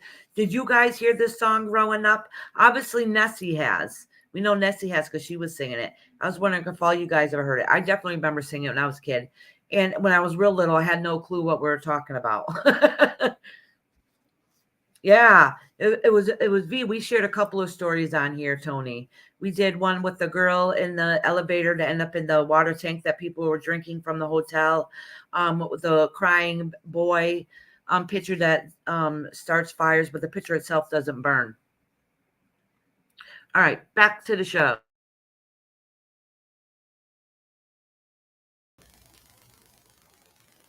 Strangely, as soon as we finish reciting the Lizzie Borden rhyme, our audio recorder starts to pick up bizarre interference. It does this again when we whisper it. What if we whisper it? Lizzie Borden took an axe, gave her mother 40 whacks. When she saw what she had done, gave her father 41. Lizzie? I'm getting out of here. We've disrespected this room too much. Them two always crack me up. So anyhow, do you think they were getting like audio afterwards because they were kind of mocking them, and that's kind of a disrespectful song? I mean, if you were murdered in the house, would you want to hear that? Would you? You know? All right, let's go on. He's gonna fucking do. We're sleeping here. We can't even run away. The second suspect is John Vinicum Morse, a theory recently made popular by a Massachusetts math teacher named Richard Little, who wrote a book on the case that listed John Morse as the possible killer. John Morse was the brother of Mr. Borden's first wife and Lizzie's uncle. Interestingly, according to Lizzie in the case timeline, Morse was not seen from 9 a.m. until noon, after the murders had occurred. According to Little, John Morse's alibi to the police was that he was visiting a sick relative down the road during the time of the murders, along with the town doctor. However, the same town doctor was also looking over the bodies of Mr. and Mrs. Borden, a bizarre contradiction in his story. Furthermore, Mrs. Borden was found dead in the guest bedroom that Morse had reportedly slept in the night before. That's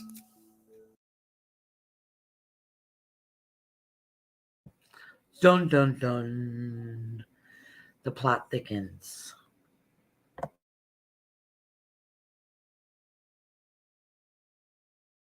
Morse right there. look at his stare. So let's talk to him now. Oh, what's his name? Morris? John Morris. John Morris, come on, buddy. Time's a ticking. Show up, murder us. Be the first ghost to murder someone in history. We'll get it on film. You'll be famous. All right, you got 1 minute, John. Say something. You don't have to get violent.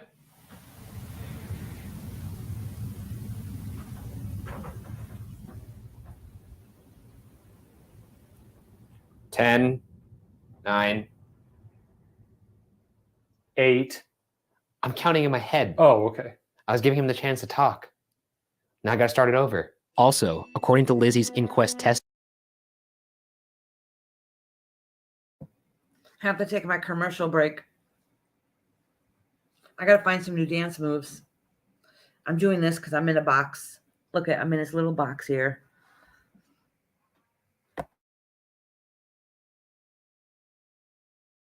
testimony, Morse may have known about her father's will. Here's a transcript of that interaction.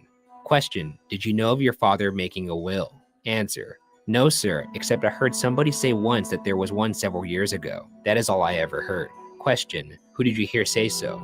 Answer: I think it was Mr. Morse. Question: what Morse? Answer: Uncle John V. Morse. Little also cites a failing livestock business between Morse and Mr. Borden as a possible motive. Little additionally believes that Morse may have used a meat cleaver to kill the Bordens, as John Morse was also a butcher for his profession. So there are some things. He had a failing business with Mr. Borden. Mm-hmm. He knew about a will. They don't really know where he was at a certain amount of So I have seen this BuzzFeed before, I think a couple of years ago, Has anybody heard this version besides Lizzie Borden and like the maid and whatever else? I wonder if you guys heard about this part of it also. Just curious. Let me know in the comments. Oh yeah, and my dance, break dance.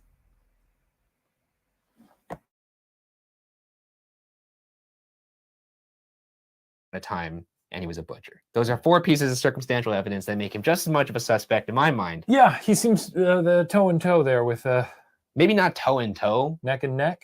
Probably a better way to say pinky, that, thumb given to the thumb. context of the story. Oh. What? Neck and neck. Yeah. Both of them seem dubious as hell. That's all I'm saying. Okay, I could go with that. The third suspect is the family maid, Maggie. Maggie had gone upstairs to sleep in her bedroom, a floor above the guest room where Mrs. Borden was murdered. Maggie, in her own testimony, claims she may not have been fully asleep at the time of the murders, yet somehow she did not hear the brutal murder only 1 floor below. In fact, the room that we're talking in is the room that actually belonged to Maggie. Yes, honestly, seriously, think about it. How could you not hear a murder going on? So I swear to God, how could you not hear it in a house like that? All right. I know older houses can hear the noise travel even more than newer houses. I have an older house and I can hear everything that happens here and downstairs. The people live downstairs for me, if they don't have nothing going on, same with us, we can hear each other word for word, literally word for word. So I call hogwash that her ass was sleeping. Maggie, what are you doing? I'm trying to put myself in her shoes. I feel like I would hear it downstairs. You want me to go down there and make a thud noise? Yeah, why not? It's pretty light, but I could hear it. And if I'm trying to fall asleep, I feel like I hear everything. Piggybacking on the previous theory, some feel that it is too coincidental. Yes, Nessie, correct. Maybe she was a deep sleeper. No pole dancing, Iris. Y'all don't want to see this nice thick bod.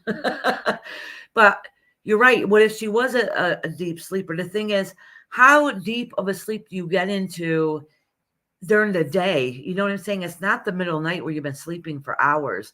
Like, this is broad daylight. I don't know if you would sleep that deep during the afternoon. Maybe. That a person could sneak into the house in broad daylight with 2 people inside or around the house at the time. Which brings us to our 4th and final suspect, or rather suspects, with the unsubstantiated theory that Lizzie and Maggie the maid conspired to kill the Bordens together. This theory has been the subject of many fan fiction, where Lizzie and Maggie were romantically involved. Some versions have Lizzie's stepmother discovering the romance, to which they kill her and then kill her father to cover it up. Fans of this theory point to the fact that Lizzie later in her life reportedly had a crush on an actress, a point that some feel caused her sister Emma to move out of the home they shared. Other than that, this theory has no evidence backing it. I could see that. Yes, this is my little break time. So anyway, Mia Pia, what are you doing up here on here? Nosy little stinker. We're talking about, I bet you that's her coming in the door now. She lives downstairs. So to the comment about my droopy boobs, I forgot exactly what Nessie said. So let me tell you something. This is what my daughter does. She's 17, that little brat. She says I'm old and I have big droopy boobs. Okay. So this is what she does. Let me see. I can't get that off. This little brat, she lifts up my shirt. She's like, your boobs droop so low. If you want to flash to somebody, you just got to go bloop. Because my boobs hang down to my knees is what she says. But anyways, now you know how rotten my children are. Let's continue.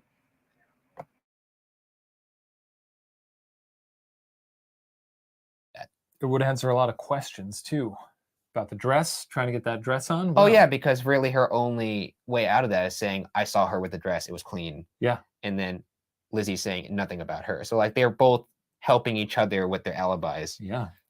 It makes sense to me. Yeah. But you know me. I'm a fan of conspiracy theories. But this one I was gonna say this doesn't seem that crazy to me. No, right? Okay, good. I felt like I'm on edge here. because there are certain elements of each of their stories that don't seem to add up. But then when you put them together, wait, are we agreeing right now?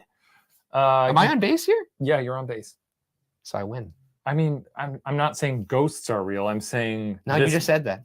no, I did not say that. Now that we've gone over the history and explored.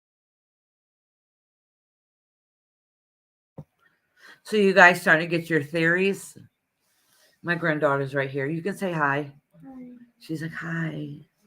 But anyways, hi, honey. I can help you with the comments like my grandma does. She says she can help me with the comments like grandma does. She's too cute.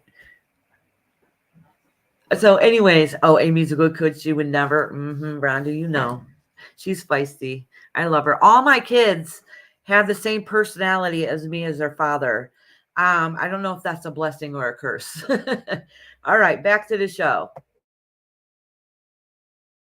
For the house, let's move on to the final phase of the investigation.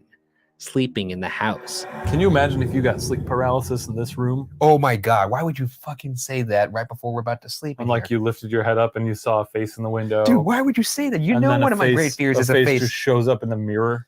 That sounds like literally a nightmare. And you know one of my big fears is a face staring at me through a window. Yeah.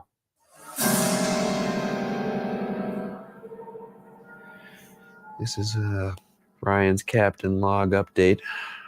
What time is it here? Holy moly. It's 2:43. Not much progress has been made here.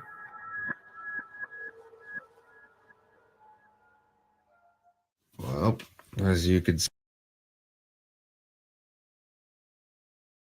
I watched this before, but I wonder how their night went. I forgot. So, well, I guess we're about to find out.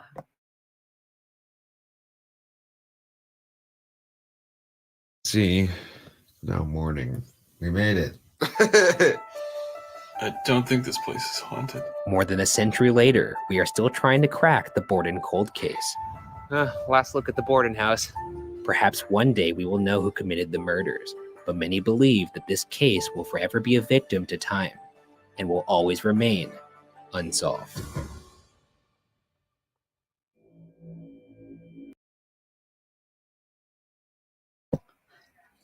Dun, dun, dun. All right. Can I remove this for now? There. Okay. So what do you guys think about that one? That was pretty cool, right?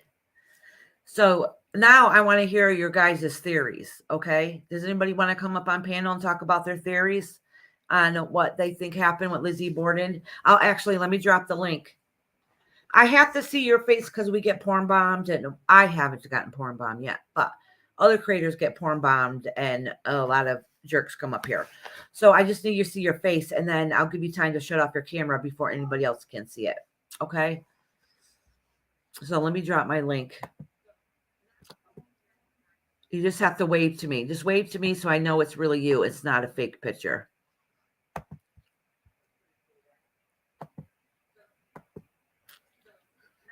Oh, did you say I got a copyright strike? Can you tell?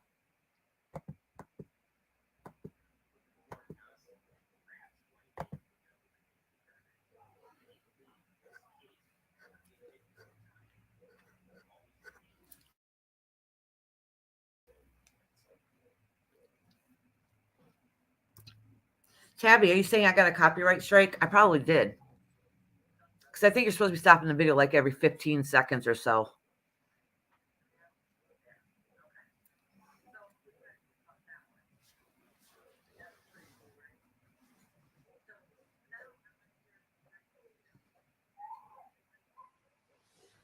Come on up here, Tabby. You want to come up here?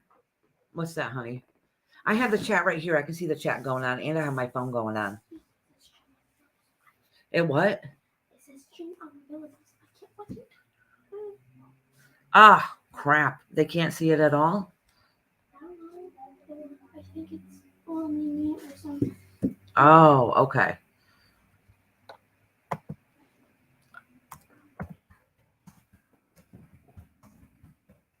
Joe for the missing said you probably have to make another line. All right.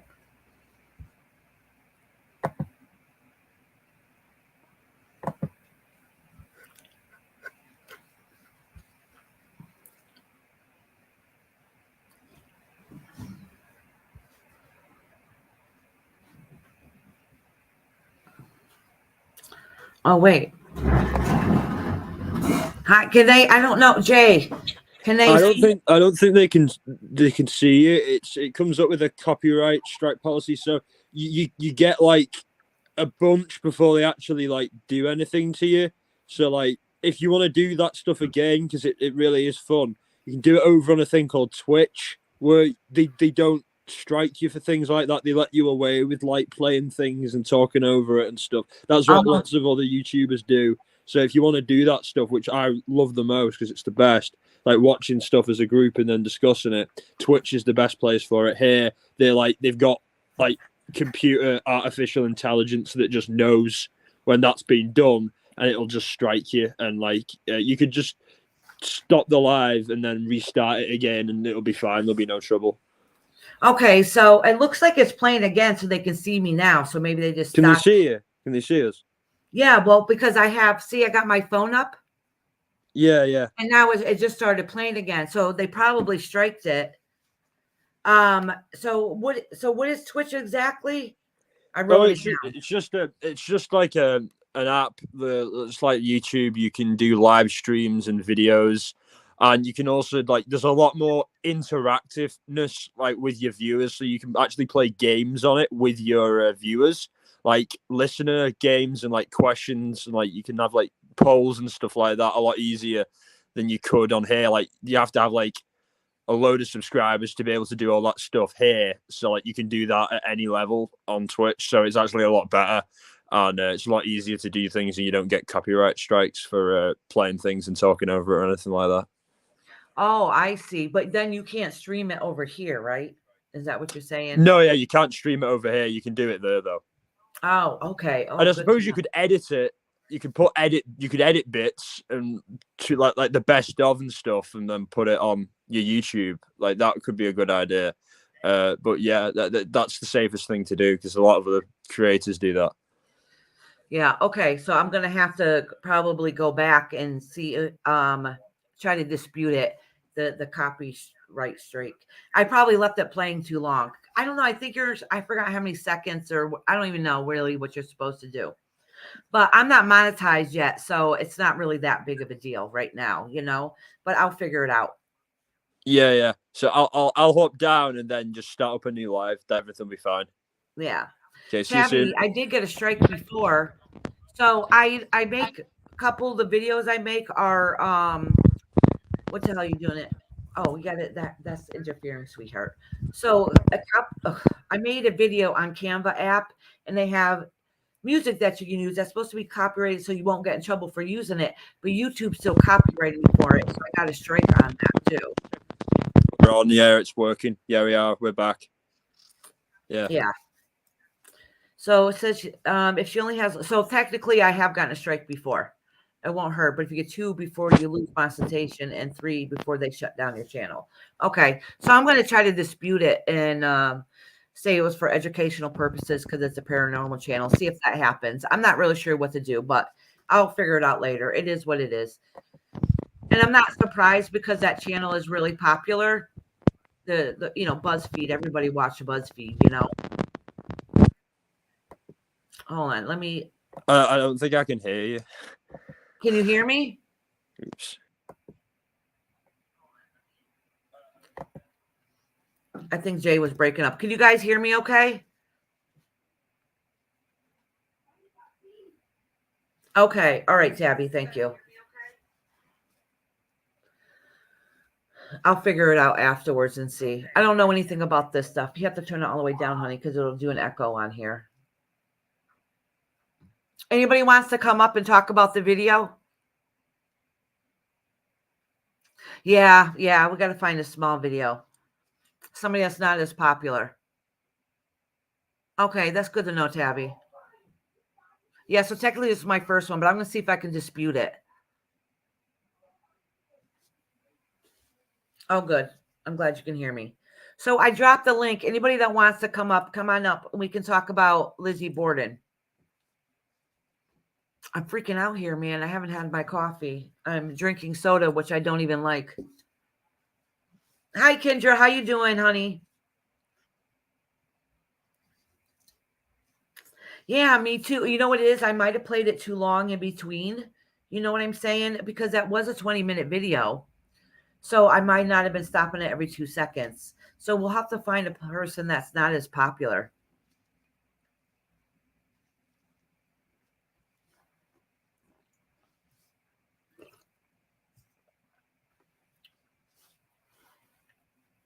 Yeah, I want to know what you guys thinking about this. So I'll give you my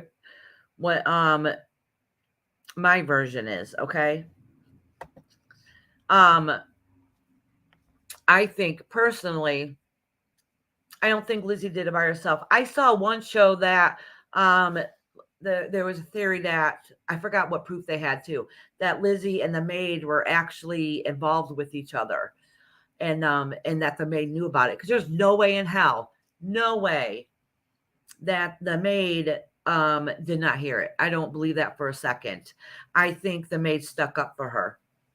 I do. I think the maid lied and stuck up for Lizzie. And I don't think Lizzie did it by herself either.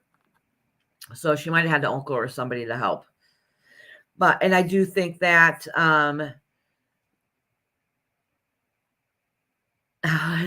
where's your headband? You see your headband?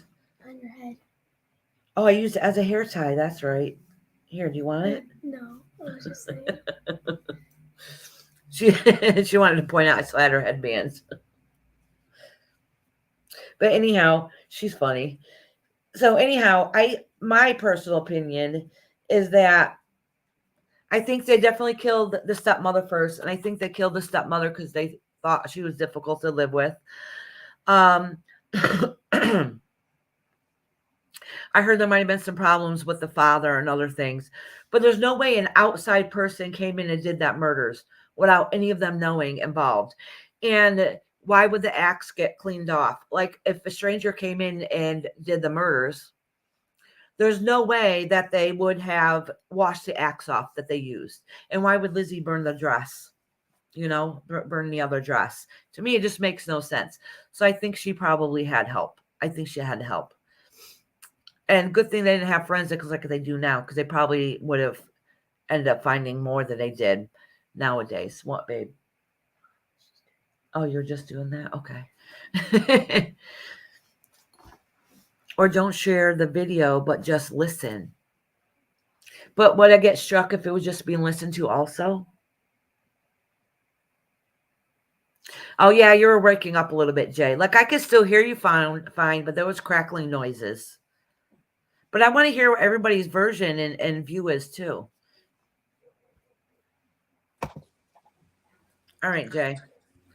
Is that better? Yeah, I just had internet trouble. Yeah, it happens. Even here, like my box is right in the next room, and I don't know, our internet here sucks. So sometimes it goes wonky here. I'm supposed to be on a hill, which is supposed to have great internet reception, but we never have any good internet reception. It's just terrible. Oh. I don't know what it is. I really don't know what it is. Maybe there's some material that's building material that's causing it to just not be very good around here or something. I don't know. It's it's always lagging. Oh, really? Yeah. So our internet used to be better, and then once they changed companies, it gotten worse. You know. Yeah, they were talking about for where I live, which is close to Bellefonte. A lot of people call it Belafonte. It's Bellefonte in Pennsylvania. Yeah, close to there. So they're talking about introducing a 5G network thing, because we have some of the worst internet reception in the country, and so just make, and I'm all for that. My God, it'd make my life so much easier. The amount of data I run up just wanting to listen to a video. If I just walk out the door, it's just massive charges, because it's there's no way I can get any connection. Oh wow, you guys don't even have 5G there? No. We in have 5G. theory, yes, but it never works. You know what? since we've gotten our 5G, I don't know. Everybody's talking about how great 5G is. I don't think it's as good. I don't know. That's Yeah, just my opinion. there's like you can get boosters and stuff. I mean, I have boosters like routers like that can boost your up like the network connection and stuff. But it makes a slight difference, but not. Oh, hi Tony. Hi, how are you? Hey Tony. Yeah, I got some background noise a little bit. X out of this YouTube. Okay, Yeah. that's fine. I won't be able to see chat, but I'm gonna X out of it because it's. I can't Cindy stand hearing always my voice play, but back. don't share the videos. We just listen, but he has apps, I guess, to tell him if the video can be played or not. Oh, really? That's interesting. Okay, maybe I can get a hold of him and figure that all out and see what I can do. You get some software that like automatically knows when there's going to be a block on something. Yeah. Similar to the software that I like they your actually use to accent. detect it. Yeah. Yeah, Jay has a very cool accent. He lives here in the States, but he's not where is from it? here. Where's your Belfont. accent? Oh, my accent. It's like it's weird. It's like Northern English. It's called a Lancashire accent. That's the county I grew up in, but I'm from Ireland. But Yeah. my accent's Northern English, Lancashire. So you're in and, England or in America? No, I'm in America. Well, that's I've awesome. been in America since 2016. That's and awesome. the stepmom was the madame. So, all right. I really want to hear this theory about the uncle you guys have. Some of you guys have. Is it the Lizzie Borden case? Yes, yes. Okay. I What's had to your get up guys' here when theory? I knew it was that. Yeah. Yeah, I've heard of it before. I didn't realize what it was at first, but then when I remember like watching programs of shows about it. You know, And the song, like I sang that song. Yeah, I grew never up heard singing of that song. I never heard the song because of I think my dad probably knows the song. It's probably the type of thing that he would know. But I never heard. But I've heard of the case, and I reckon it's like it could have been an insurance scam gone wrong or something like that. Like it's like an insurance scam, and like maybe the maid found out that she was going to try and do it, and she said to the maid, "Look, you help me out, and you get a cut of some of this money." You know what I mean? Really? And that it's easy. Someone who's really low paid, and she probably got treated really badly by the family. You know, in those days, the rich would still to an extent these days, but a lot more in them days, they would really treat them awfully. You know what I mean? And it wouldn't shock me if she just She did go on getting the insurance money. Yeah, exactly. I do believe. Yeah. Yeah, I don't honestly Insurance. though. I don't think it was over money. I don't think it was either. I think they hated the stepmother and the father was in the way because he was a prick too. Yeah. But I really was thinking it was the stepmother. In all It was overkill. It was overkill. Yeah. Oh, yeah. Usually in all when it's eventuality- overkill, it's like a passionate murder. Yeah. Yeah. It's like exactly like what you said. It's like it's not some guy who's a freaking psycho who's broken in and just gone on a killing frenzy, because that wouldn't make any sense. It'd be heard. There'd be a mass struggle, and he would be overpowered by the mass, masses of people who are in the house. But so Did anybody ever hear the rumor that she killed them naked so that blood, and then she went downstairs and where the hatchet was? I don't know if it's true, but I've heard it. There's Yeah, but different if you rumors that go around if you this did one. the murder naked, why would you then burn the dress? Exactly. The dress. Yeah. I think it's just a theory somebody has. I don't think that's what I actually was thinking. People floating it around because you know how many theories are on this damn case. Yeah. Well, There's some like even really right out now, there ones. her house is haunted. They say. Yeah, we have some friends that went and stayed up there. Yeah, I for seen their it. anniversary I'd love to and stay stuff, there. or the birthday or something. I'd love to stay there. I'd love to stay at the Perrin farmhouse. You know the film The Conjuring, the first one. Oh, really? You Yeah. stayed there? No, I want to though. I want to, but like at the moment, it's up for sale. I believe. So like I don't have the money, obviously. I'm not poor, but I'm not. I don't have the ability to just What are you chewing on? I think that's in my state, right? Yeah. Which you're connect. Yeah. Of course it is. Yeah, that's the the spooky state of America. That's where that's where the Warrens live. I'm no relation to them. Ed and Lorraine, I'm no relation to them. His middle name was Warren. His surname was Miney because he's of Austrian descent. But he went with Warren as a surname, obviously to make himself more popular in America, even though he wasn't American, but amongst Anglos, I suppose, WASPs. Because that's how, obviously, he was born in the 1920s, so it was different in them days. You kind of, like a lot of Jewish people, he wasn't Jewish, but he was Catholic, but Jewish people like Al Jolson, he changed his name, it is like Jovanovich, I think his surname was, but he changed it to Jolson to sound more American, I suppose, to be accepted more, because there's a lot of prejudice in them days. I know the family.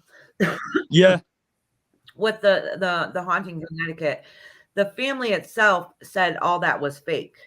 Like none of that was true. That they fed off a family that was having a hard time and their son had a mental illness and stuff. So when the book was getting put out and then the movie, other family members was trying to sue them. I think it might have been one of the brothers too. What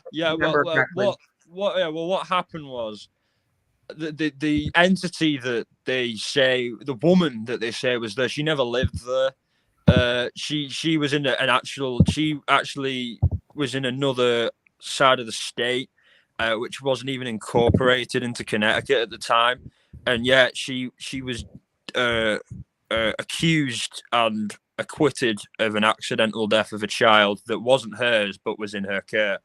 Like in the film, it says it was hers and that she sacrificed it. None of that happened in real life. It was ruled an accidental death, a needle impaled in the skull, and you can take from that what you want. But Roger Perrin, the father, said that she was almost like a succubus to him, and that she came around him and things like that. But I think, she may have a dark entity may have taken that form. I don't believe it was necessarily dead people that were messing with that family. I think there was dark forces there, and I think that may have caused they prey mental on illness. your weakness. They really of course, definitely, And when chaos is going on and fighting, it's not. That's the best.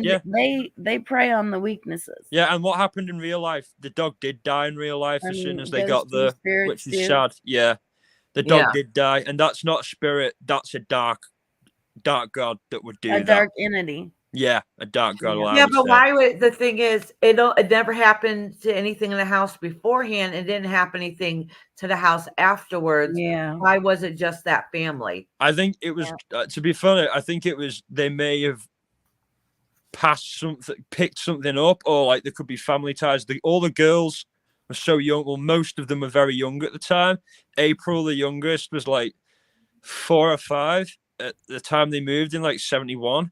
To the place, and so she was at that prime age to be, and she seems like she's described in the books as being as Andrea Perrin, what she wrote, as being like the ultimate empath. So at that age, as well as being an empath, you're open to these things, and a dark spirit may have latched onto her, pretending to be like is portrayed in the film, the little boy Rory. And that's what these things do, and I think that energy created that feeling. And I think Andrea Perrin and the others, they didn't understand that it was a dark entity rather than ghosts, or maybe they thought they'd be more likely to be believed by saying ghosts instead of dark god. Body. Yeah. And it hurts, and it can drain people. Yeah, exactly, absolutely. It's psychic vampirism. That's what it is. Psychic vampirism. That energy that, like with Iris, you've got to deal with that energy, and a lot of times, it's probably tiring to you. Yeah, I think the same. Because yeah, it takes so much energy to do what Iris does. Absolutely, yeah, and I agree with that. It's like she does like what I do on steroids, basically. I do rituals. I don't really do readings, but I do them for like max half an hour. She's going for like 4 or 5 hours. I couldn't do that. I'd be overloaded within like the first hour. You know what I mean? Tiring. Yeah, exactly. Yeah, and I'm surprised you don't chain smoke during the whole thing. I'm like, I do. Yeah, you Because smoke. it's Yeah, just so to me, much. chain People don't smoking's realize like, what it does. You know, it drains you. It drains you. And she probably can feel physical things, and it would yeah, hurt. yeah. I reckon. Yeah, I reckon. Like, obviously, because she's an empath, such an Mhm. empath, right? She can like, she probably sees into like other people's experiences as well, good and bad. So that can be a Now, painful thing. Iris, Like, do you can they come experience to you trauma that isn't your own. to That's like? crazy. Sorry, I'm not meaning to interrupt. Sorry, Do they come to you when like you know, on trying to help them like pass over to the next side? It happens. I just wanted to ask No, about it's that. no, it has happened. To be honest with you, I don't walk around with my third eye open. That's draining, and it actually Yeah. makes you go mad. It can make you go crazy. Oh, So yeah, I right. don't want to do that. It can cause a lot of depression and stuff Yeah. because you're Totally. feeling and all that other stuff. So I try not to walk around with it, you know, like Mhm. even if I'm in the store, like there's spirit everywhere. It's around every Yeah. single person. And I have Mhm. really bad anxiety. So one time I went to Walmart and I was like, oh my gosh, I'm going to check out. I'm like, why have all of a sudden I feel like I'm having a panic attack, like all this anxiety. Yeah. And I turned around and looked behind me and I saw spirit around everybody, every Yeah. single person in the cashier. And I turned around and looked at her. She had her mom like next to her saying, isn't my daughter pretty? And she's caressing her head. And I'm like, this explains why this was years ago. I'm like, this explains why I have so much anxiety when I go out because I Yeah. feel all the energy. All Yeah. Yeah. So I get that. And you know, people will latch on. People will latch on to Iris because some people that have a sixth sense, they'll latch on because they know. And then they try to come through, and it's people you probably don't even know. Yeah, it happens. It's It attached happens. It from doesn't like happen different all the time, properties. You but know, it different happens in properties. restaurants and Or you yeah, can bring a ghost in with an object that you found. yeah. Yeah. You know, I've had like a little kid in my house before that wanted help being crossed over, I think, but so you know, it doesn't, but It's it's a not like difficult all thing. like I don't walk around all the time like that. You know what I'm saying? Or if, you know, somebody like, oh, I want a reading, can you tell me who's around me? Like I'm shut off. I don't like automatically know. I have to open myself up for it. You got to be in the right frequency, Yeah. the right Yeah. place, you know. Right state of mind. Yeah, yeah. And I think she's learned how in her life Yeah. to do different things to shut it out. Like me, when Yeah. I got older, I knew more about it and I wasn't so scared. When I was younger, I was scared shitless. And you know, my son has that same ability, so it scares the shit out of him. With me, it's like, it's the crazy thing. It's like I don't really have the nice experiences. I don't have the nice like connections with spirits or anything like that. It's dark entities that I path work with. Well, You know what I you mean? know, It's Jay, I almost felt like telepathically, and I don't know if people believe in this, but telepathical connection. yeah, of course, yeah, very true. I believe in And that. you know, And I felt that with Iris. yeah, On definitely. some of my readings, like she's like, I'm gonna put this down. But I knew and she knew. Yeah. Absolutely, yeah. Yeah, And, sometimes I do only you say believe so in much it? in the reading anyways, because it's with really not with anybody's with business. my with the one I had over my dead hero Rurio Brody to know like what he thought of my direction in life, my spiritual direction, my life direction, because I look up to that guy and he was like a very important figure in Irish like politics and revolution throughout like from the 40s till his death in the late 2010s. Sometimes I feel like there's gonna be a revolution in America. You think so? They were saying that Everything before that's going Obama got on, elected. and they tried to divide us, and then we need to be together, especially with this war shit. Yeah. I think that puts it into perspective for us. They're Like afraid everyone we complains, might but we come have it after so them. well compared to everyone else, compared to others. You know what I mean? Like we have like the freedoms and the safety. Despite people Yeah. can talk about shootings all they like, but it's not like our homes are being shelled with artillery. It's not like there's been Well, rockets you know, fired I heard into that our the houses. Queen banned, you know, that Netflix movie, The Crown, which they had to release some of that information, you know, the royal family. But it's banned, isn't it, in England? She don't Yeah, want people yeah, of watching course it in is. Yeah, of England. course it is because they're all wishy-washy about it. And what they didn't mention about have you ever heard of a man called Jimmy Savile? He was a it child sounds familiar. molester. Yeah, he was like a popular DJ in England Oh, in look like at the the 70s, cat. and he was this is cute. Oh my god, and so cute. And he was this Love the DJ collar. in the 70s in England, and he was like, he was the weirdest guy ever because he was literally a nobody 1 second, and then he became massive out of nowhere. And this was in the early 70s, and he had a show called Jim'll Fix It where kids would write in, and he would make their dreams come true. You know, And he like was a those paedophile. places, I believe, Yeah, are Yeah, haunted. and he was a paedophile. Yeah, that's how I mean, crazy it like was. they're haunted. People's heads got chopped off. The torture, Yeah. all that. I mean, that is And probably what haunted. the You got craziest some thing spirits is, there. the craziest thing is the rumor on the word on the street is, and what I believe is, he was always close to the royal family, and it was crazy. It made no sense as to why. Yeah, he did a lot of charity fundraising, but loads of people do that and never get that close to the royals. And what was the word was that he was a pimp for children, for them, for Prince Charles and Prince Philip, who both had a pension, and Andrew was that later one on, guy, and Ed Andrew Stein. later on.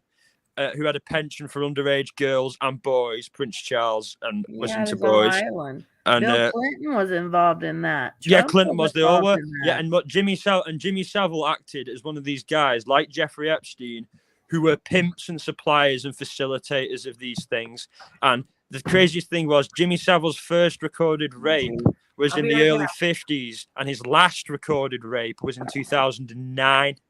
And he never went to trial. He was questioned numerous times, but the file was left on the record, and it was never taken to the prosecutors. It was nothing. It was hidden away, and it only came out after he died. And there was rumors. Yeah, just like the night or not was it the stalker? Hold on, I'm trying to show my dog. B says she wanted to see my gremlin. I said he looks like a little look gremlin. at his hair. Well, he's a wire hair terrier Chihuahua mix. It's He's amazing. not the cutest mix, but I style my dog's hair. his hair grows funny here. Well, I do shave him, but he has yeah, this my one cats. patch that sticks up. So when I shave him, I You leave gave that him a patch. mohawk. It's cute. Yeah, I do that to my Yes. cats. Yeah, I give them mohawks. It's funny. He's like, "What the hell are you doing to me?" All right, sorry about that. Love it. He's a sweetheart. All right, get down. It's nice to it's nice to balance out, like, because we were talking about some pretty intense stuff, so it's nice to have balance. It's always important. I'm trying to see if Jay Marie wanted to come up here. Jay and Marie, 'cause she's because in she the chat. lives in the same state as me, and she said, I asked if she knows about house. She's like, of course I do. So I was trying to get her to come on up so she can talk about. Apparently, I look like her brother. Huh? According to her, I look like her brother. Oh yeah, yeah. That's They're funny. good people. Yeah, Yeah, that's what she was saying, that you look like her brother. yeah. And I was going to tell you guys, I don't know if you believe in him, but the succubus. Of course, yeah. I And do. they call the But one the other way. The craziest thing is, it's like, obviously I'm not ashamed to admit that my goddess is Baphomet and is a woman, and like that's who I pathwork with the most, and that's who Well, like I'm. my all- husband woke up the other night, woke up in the morning, and his bloomers were halfway down, and he's like, I bet the succubus, we joke around. It's because they were different, and his crack showed in them. I was like, Yeah. it ain't no damn succubus. Yeah. Because my sister said that she had one attack her like that, and I'm like, oh my gosh. I've I know never they're been. making comments about my dog. I know my dog is not the cutest, but everybody has to have, their little baby. He's still my cute little baby. Yeah. You know of the people that are like dog psychics? Yeah. And they talk to your dog and tell you what, you need to do for your dog and what the dog's trying to communicate That's with cool. you. I'm not a dog psychic, that's for sure. Yeah. I'm trying. Hey, I'm good Jay with Marie, reptiles. come We on don't up. want to do doggy doo doo. You don't have to show your face. I'm good with reptiles. It's true. Like I've owned reptiles before, but you can't cuddle with them. you can with bearded dragons. No, you can't. Hug them. Oh, we had a bearded dragon. I But he used to, died my when he was a son couple did. years old. My son did. Yeah. We named it Caesar. Oh, After Caesar that conquered and got all, the land and fought and was not married. Caesar Milan, the dog trainer. Yeah. No. He's funny. He's a cool guy. I love dogs. I love all animals, mate. It's weird. Like before, I never had pets when I was when I was growing up. So like I never like got it until I got a pet. You know what I mean? Then I got it. I used to think people who were like all like into their animals were a bit weird and cringy. But then when I got it, I was like, now I'm that. You know what I mean? And I'm proud of it because it's just a nice thing. No, that's true. You don't understand and really get it until you It's end like up kids having as well. I don't have kids, but like I want them. But I'm sure I would like appreciate them more if I had them. You know what I mean? Like I would like look at kids on the street differently than I do now. You know what I mean? Rather than look at you little shit, get out of my way, stop hassling me. But like I think with the kids, they'd be like, oh, look, that's like my kid. You know what I mean? And stuff like that. Like that's like yeah. Tony dropped down. She was dropping out of the other live. I don't know. It's today, yesterday. Oh, it couldn't have been today. I didn't see nobody else's live today. Yeah. Yeah, because Shorty's. You know what? So I know about like I think it's interesting that like there's a lot of people in here that are from a different country. I know you live in the States now, but like everybody knows about like Lizzie Borden and all these other things that happens here in the States. I'm like, well, what happens over there? Like we don't really. Well, you must have heard of Ian Brady and Myra Hindley, the Moors murderers in the 60s. You must have heard of them too. Really? No way. That's insane. He was heard Jack the Ripper. Yeah, but Ian Brady was like Jack the Ripper, but he went after like kids and teenagers basically, and like young kids. And him and his girlfriend Myra in the 60s, they'd like kidnap children and then kill them on the moors, and then bury their bodies on the moors. And he was like really into black magic, and he believed that by taking their lives and sacrificing them to the dark gods, that he was gaining immortality. Basically, that was his motivator in doing those crimes. So it's like people need to like think about like stuff like when you're looking at motives. Sometimes it's not as black and white as saying this guy's got mental illness. You know what I mean? It could be religious extremism. It's like this. It's comparable to why Muslim like radicals blow themselves up for the virgins. You know what I mean? It's the same thing. It's that like that extremism, and it's a lesson to people like me, certainly occultists. The story of Ian Brady. It's about when you don't balance out. So if he thought he was going to live eternally, how did he end up dying? He died like basically he died very old in his late 70s, and I think 2017 he died. But he believed that obviously, and I believe this as well. I believe in the similar concept of immortality, but not by murder and things like that. I believe it by honor, like living through by honor and in like enriching people's lives. That will gain me favor with the gods, because I feel like the message of my gods isn't a dark one, really. I think it's been misinterpreted. I think it's one of love and one of tough love, and that's what I'm all about. I'm not about cruelty and brutality. I'm about like tough love and overcoming adversities and people rising from the ashes and things like that. That's what I find the most strength and commendable in people working with the worst of circumstances. But what Ian Brady is a lesson for people like me and spiritual people in general is balance. Balance. If you don't balance, you'll go crazy and you'll commit atrocities, you know what I mean? And you'll lose yourself in this stuff, because it's not a game. It's very dangerous. It's very powerful stuff, and you can wind up possessed or not, or going mad and not knowing who you are. Basically, it's the same thing. You're right. Doing things like that. Yeah. And he prided himself on being a master criminal and things like that. But the reason he got caught wasn't because of expert policing or anything like that. He told the wrong guy. He told his brother-in-law, the man who was married to Myra's sister. Basically, I'm a murderer and like I want to commit murder, and do you want to like help me out? He basically groomed him by saying at first, let's do a bank job, because they were both like poor in Manchester in the 60s, had nothing. So he manipulated him like that. And then it started like, then Dave said, the guy reported him, said, "Oh, we're only going to use blanks, right? We don't have to use real guns." And Ian's like, a gun without bullets is just an ornament. You have to be willing to go the whole way. You know, like some stupid teller decides to have a go, you have to shake him loose type of thing. And Dave, like, that was just like, Dave couldn't think of that, because Dave was a criminal. He was a petty criminal, but he wasn't like a violent criminal. That's the thing. And I think Ian made a big mistake by assuming that everyone who was a criminal was automatically just like him. You know what I mean? And lacking of empathy and completely, you know, psychopathic. Which is like, it shows you that those people have very poor emotional intelligence, which is what probably usually catches them out in the end. You know what I mean? They assume everyone's just like them when it's not. They assume they're normal when it really isn't normal what they're thinking and doing.